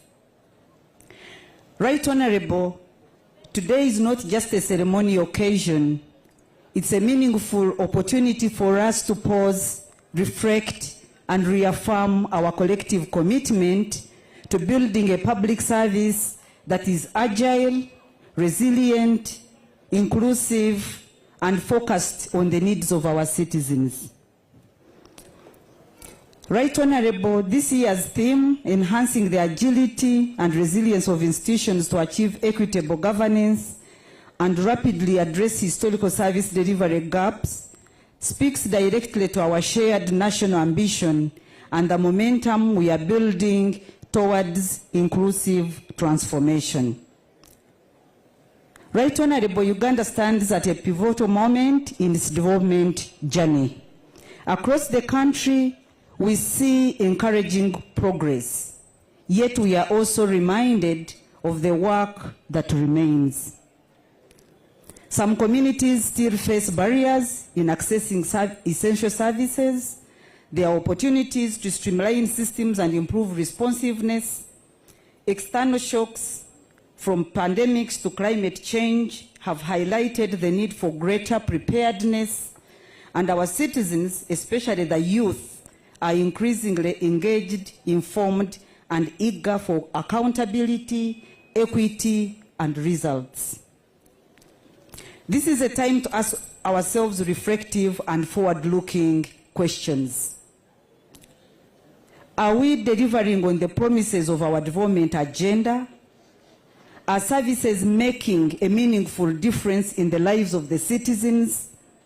How can we work more effectively across institutions to unlock better outcomes? And how can we ensure that every Ugandan feels the presence and impact of government in their daily lives? Right Honorable, these are questions that we need to ask ourselves.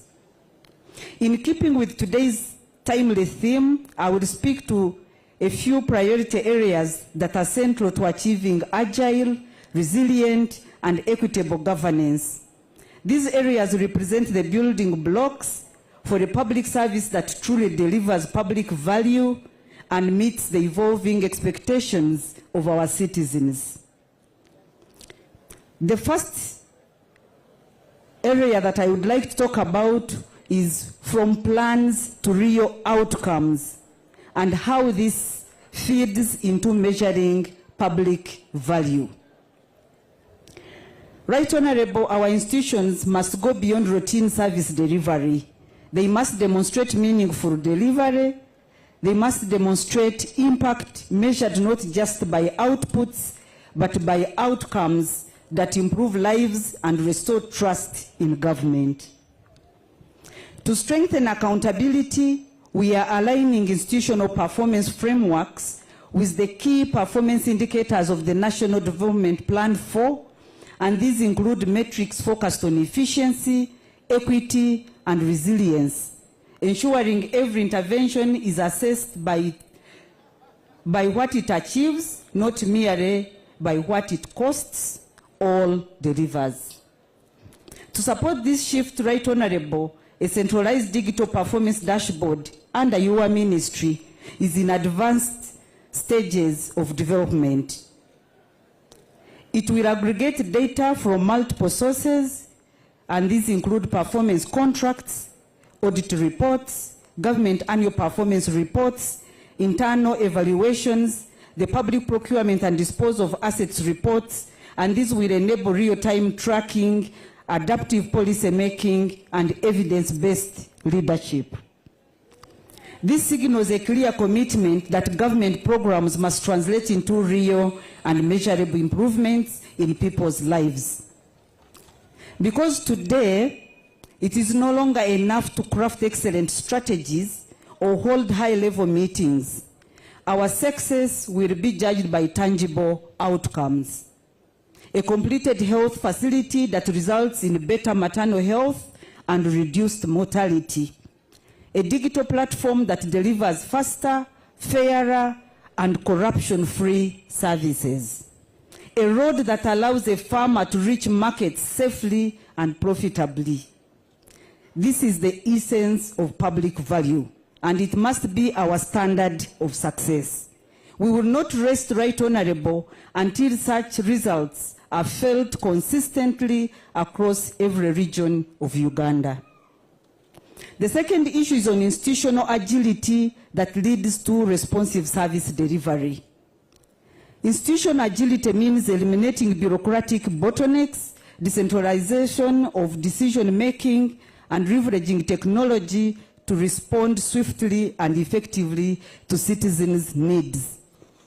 Right Honorable, we have piloted integrated service platforms such as one-stop service centers in Kololo, where agencies like URSB, URA, UIA, and KCCA offer instant access to registration, licensing, and payment services, both physically and online, through an integrated approach.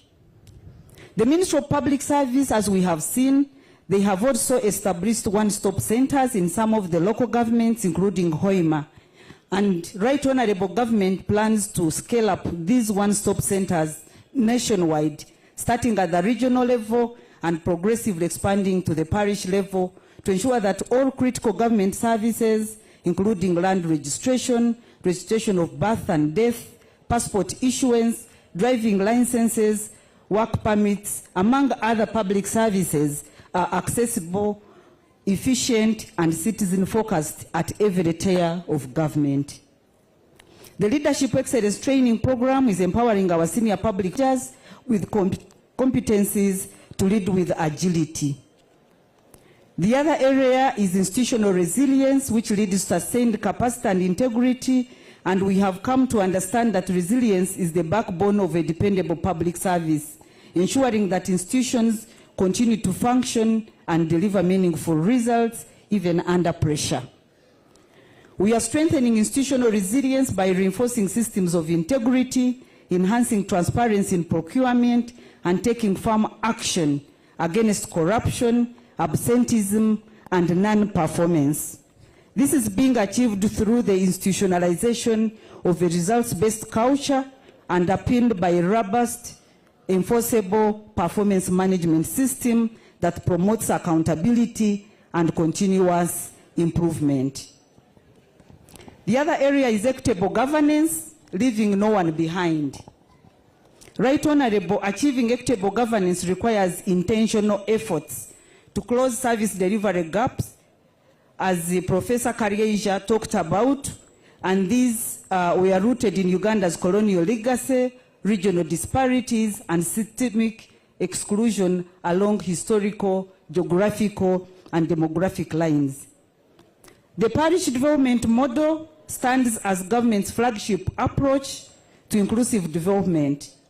It integrates financial inclusion, social services, infrastructure, and local governance at the grassroots level, targeting communities where the need is greatest.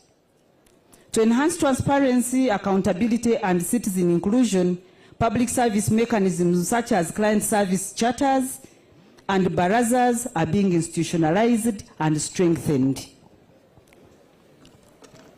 Together, these efforts aim to ensure that every Ugandan, regardless of region or status, has voice, has visibility, and access to quality public services.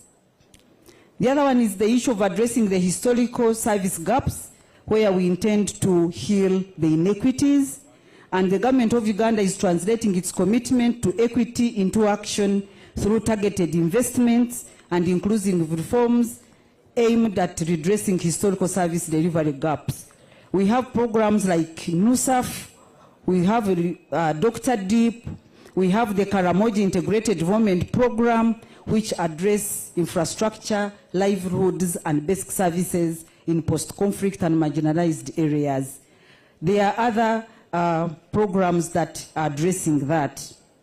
We also have the parish development model, targeting now 31% of households still in the subsistence economy, especially in rural and remote areas. This is just a few among many. The last one, Right Honorable, is investing in public servants who are the agents of reform.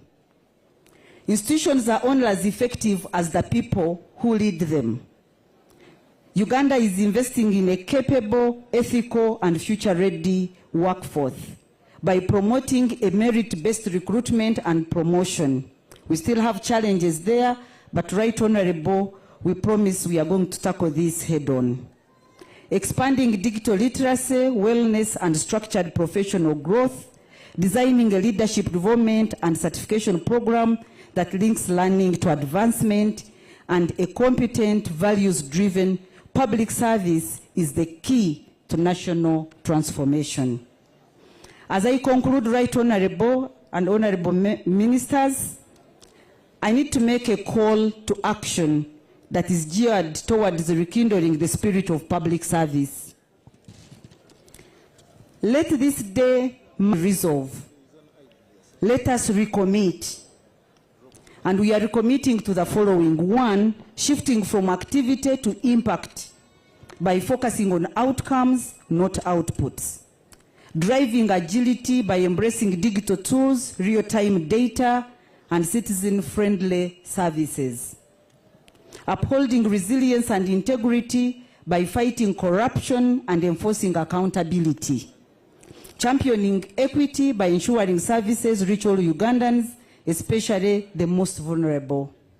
And investing in our own growth through continuous learning, ethical leadership, and excellency. Right Honorable, ladies and gentlemen, I want to conclude by calling upon all public officers to ensure that we imbibe all the public service values as we serve the citizens of Uganda. I thank you for God and my country. Thank you, Deputy Head of Service. But before you take your seat, may I request you to invite the Honorable Minister of Public Service, who will eventually invite the Right Honorable Prime Minister. Thank you so much. Let me take this singular honor and pleasure to invite the Minister of Public Service to address the gathering. Thank you.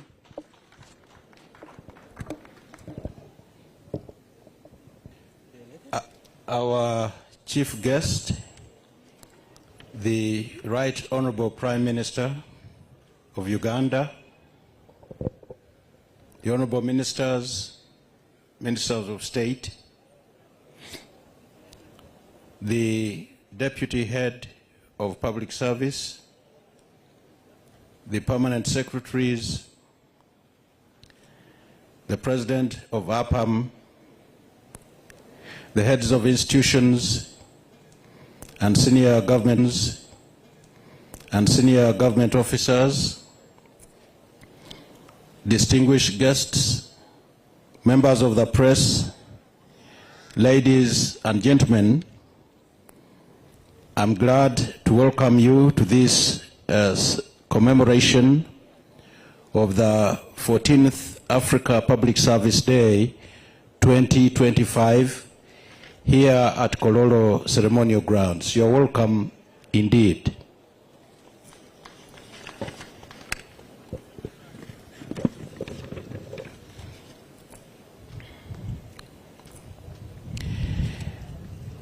Right Honorable Prime Minister, delivery of public services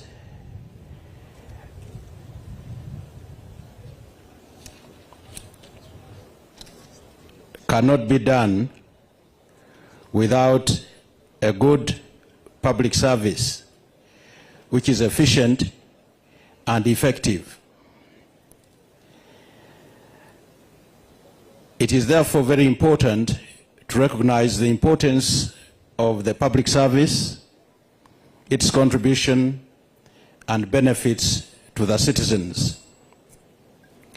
We are glad as we stand today to say that the delivery of public services in Uganda has greatly improved with automation of various business processes in many government institutions, and this has enhanced efficiency, effectiveness, and transparency.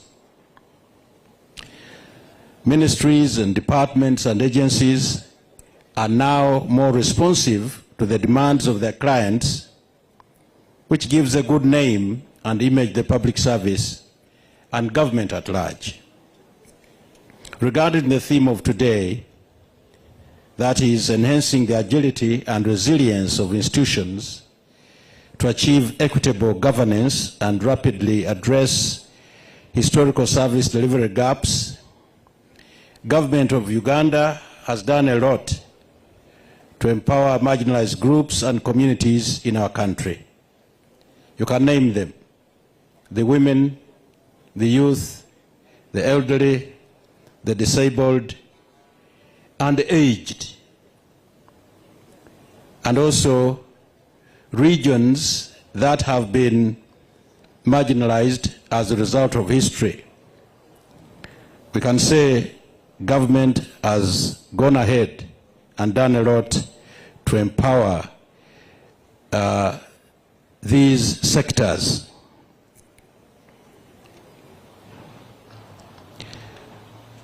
What remains so far is to make sure that the empowerment indeed is well anchored and goes down to the grassroots level and leaves no one unattended to. The public service, on the other hand, much as there has been improvement, still has to face the challenge of deepening and strengthening the various reforms so that it can achieve more with less in the delivery of services for all citizens.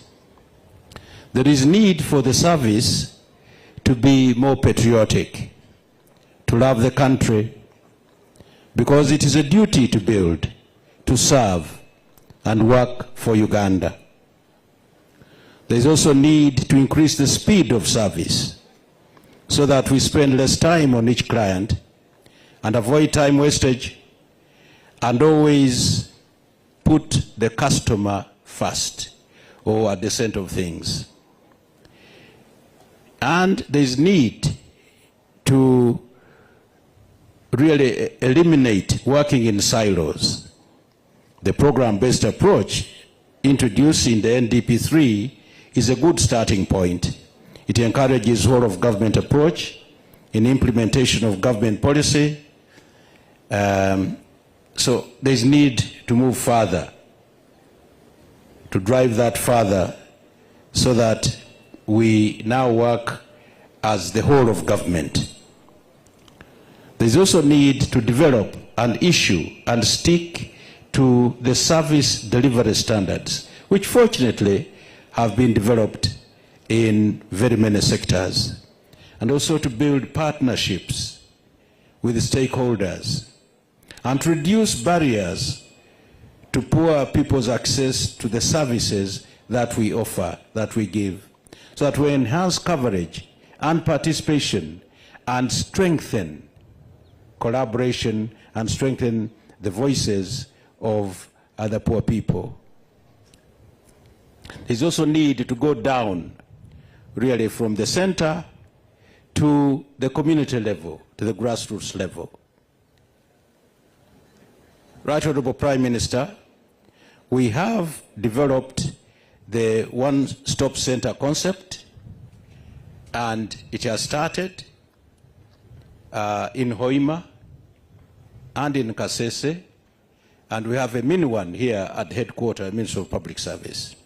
This needs to be spread further down so that all the 19 historical regions of this country are covered. And the one-stop center takes deep root and offers services to the people in a very easy and transparent and cost-effective manner. There is also need to overcome the challenge of half automation. In fact, there is need for all our services to be fully automated and to review our business processes regularly, so that we're always abreast of things. In order to bring everybody on board and to know exactly what is going on, there is also need to strengthen the practice of having barazas regularly, not only at headquarter level, but right through up the grassroots level, so that there is transparency, so that people get knowledge much more easily of the operations that is going on, and also to ensure that everybody participates in the processes and even the policies of making sure that the service is more efficient and more cost effective. By really doing all this and addressing all these challenges, we hope there will be steady growth, there will be steady development of our country, and we shall have the cherished public service that we want, that is lean, that is cost effective, that is efficient, but also working very hard to ensure that we have the rapid socio-economic development that we need for our citizens. I'd like to thank you all for having come up in large numbers. I'd like to thank all of you who have exhibited. Thank you very much for showing enthusiasm for this day, for God and my country. Let me now take this opportunity to invite our chief guest, the Right Honorable Prime Minister, to come and address us. Right Honorable Prime Minister.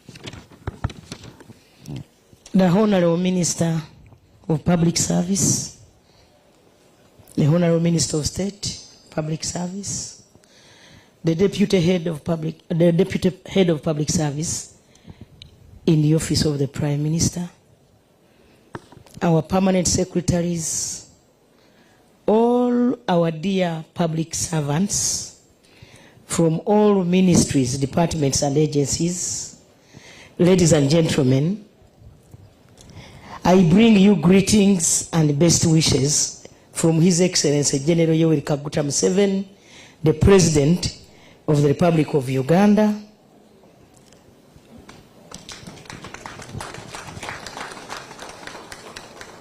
He was unable to come. That's why he delegated me to represent him. And he wrote his speech, which I'm going to read verbatim. And here it goes.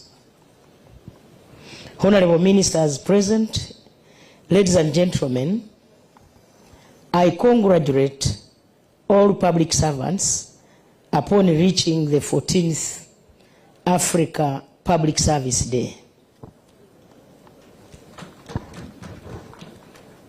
I thank the Ministry of Public Service for organizing this year's commemoration activities, and the public servants for their enthusiastic participation in the activities such as sports, exhibitions, etc. A modern economy is based on commercialized agriculture, industry, services, ICT, and an efficient public service. Since 1986, when the NRM captured power, our overriding goal has been to transform Uganda from a poor peasant society to a modern, industrial, united, and prosperous society. By 1986, all the pillars of the state had collapsed. There was no army to defend the people's interests, no police to maintain law and order, and the public service had been rendered inefficient on account of sectarianism, of tribe, religion, gender, etc.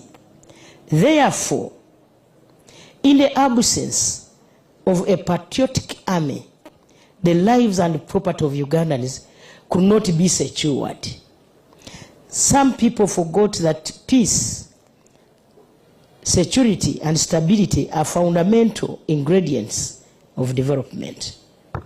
Therefore, it was necessary that we first secure the country and wipe out all internal and external threats to peace and tranquility. The Uganda People's Defense Forces has been able to defeat and chase all disturbers of peace, for example, the ADF, LRA, etc., from the Ugandan territory. The other essential ingredient of development which the NRM has tackled is the establishment of the necessary social and economic transformation infrastructure across the country. The government has prioritized infrastructure development in the key areas of transport and energy in order to lower the cost of doing business in Uganda. There are 4 major cost pushers in business: high cost of electricity, transport, money, and labor. If these 4 are high, then the businesses cannot grow. Business is about profits. When you make profits, the business grows. And in order to make profits, you must minimize the costs.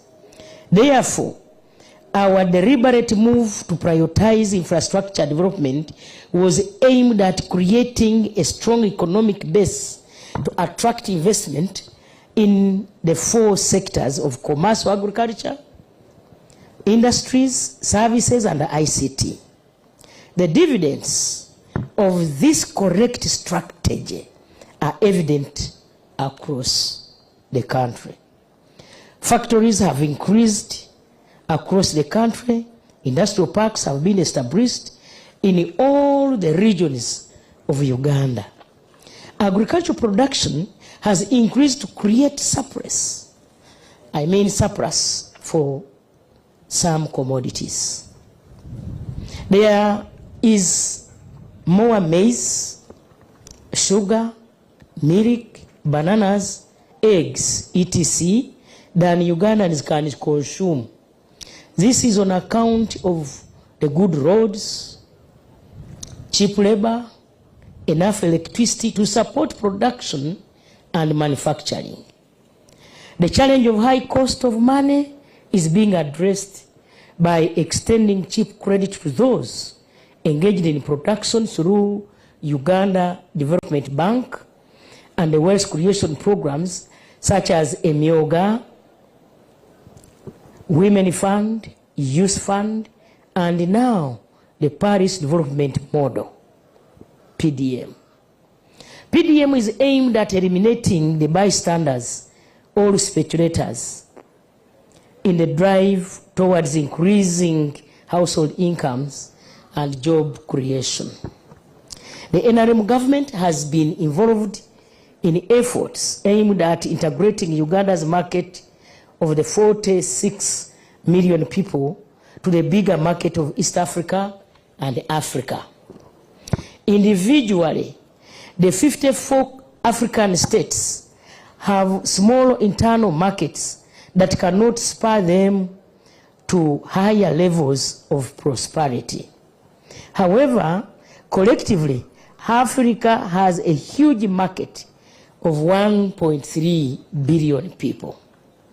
This is the market that Uganda must take advantage of to gain greater prosperity.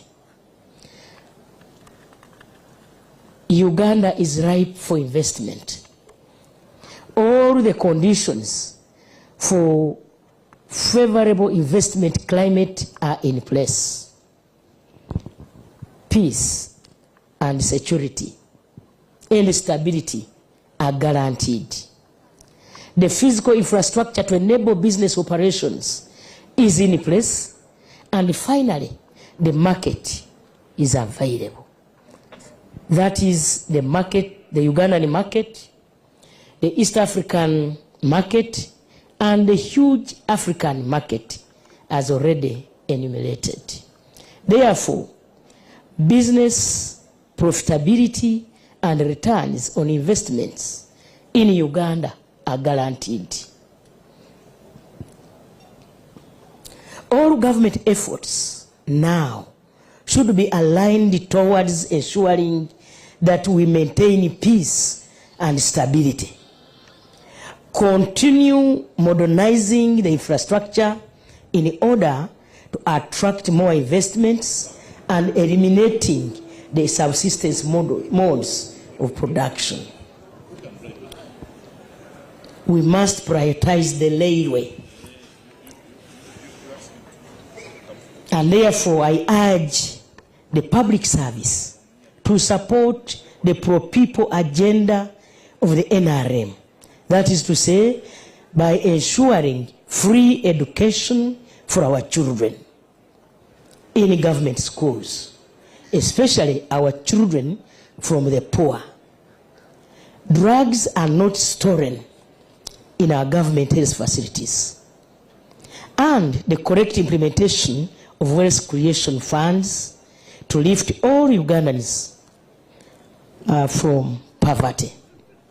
Please desist from all forms of corruption.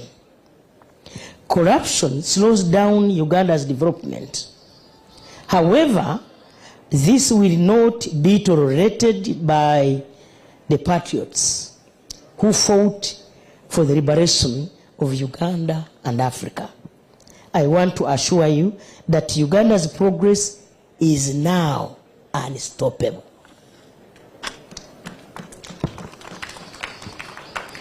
Finally, I once again congratulate you upon reaching the Public Service Day and wish you peaceful celebrations. I thank you. General Yoweri Kaguta Museveni, the President of the Republic of Uganda.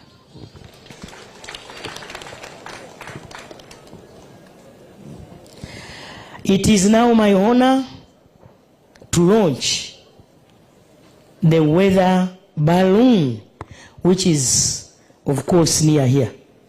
The weather balloon, where is it? Where is it? Honorable Prime Minister is here. This is by the Ministry of Water.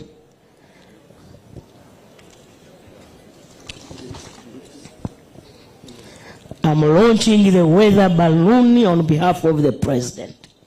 Honorable Prime Minister, the Permanent Secretary Minister of Water would like to say something. Say a few details on the balloon. Okay.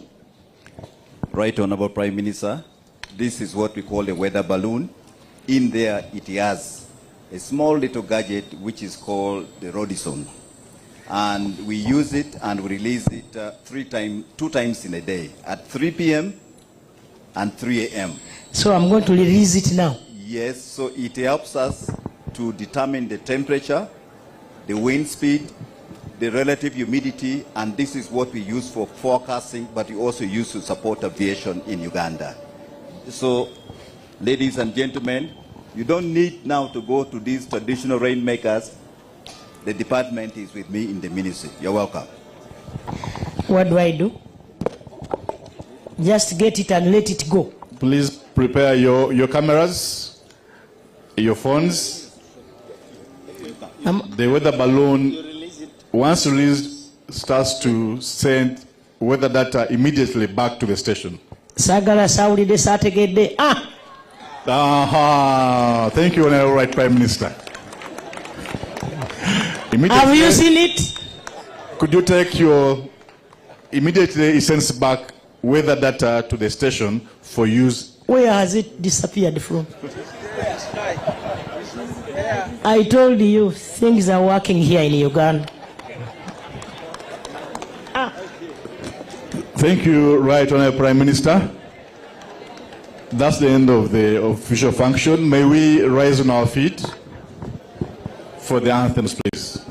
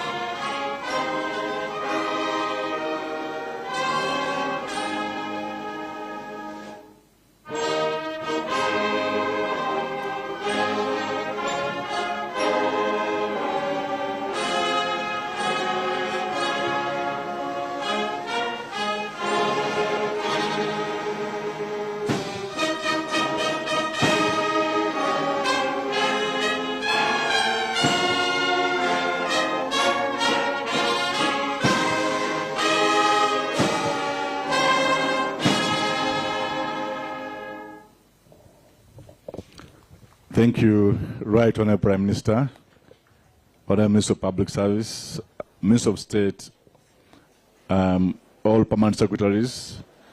The Prime Minister shall leave at leisure. The commemoration is still ongoing. We invite you to visit the stores, have the services, and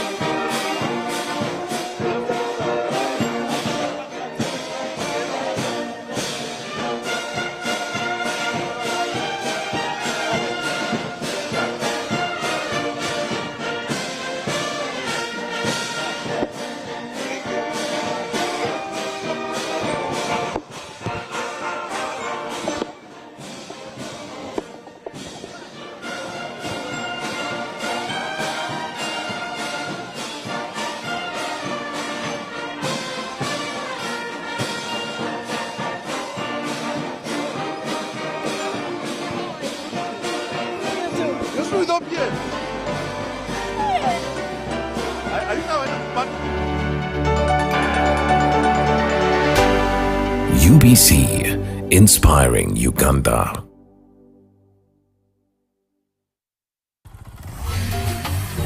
Hello, Kampala, Uganda. In response to the national call of strengthening the traffic security, Good Products Group HGO brand has officially launched the Rider Selection Campaign. Registration is now open.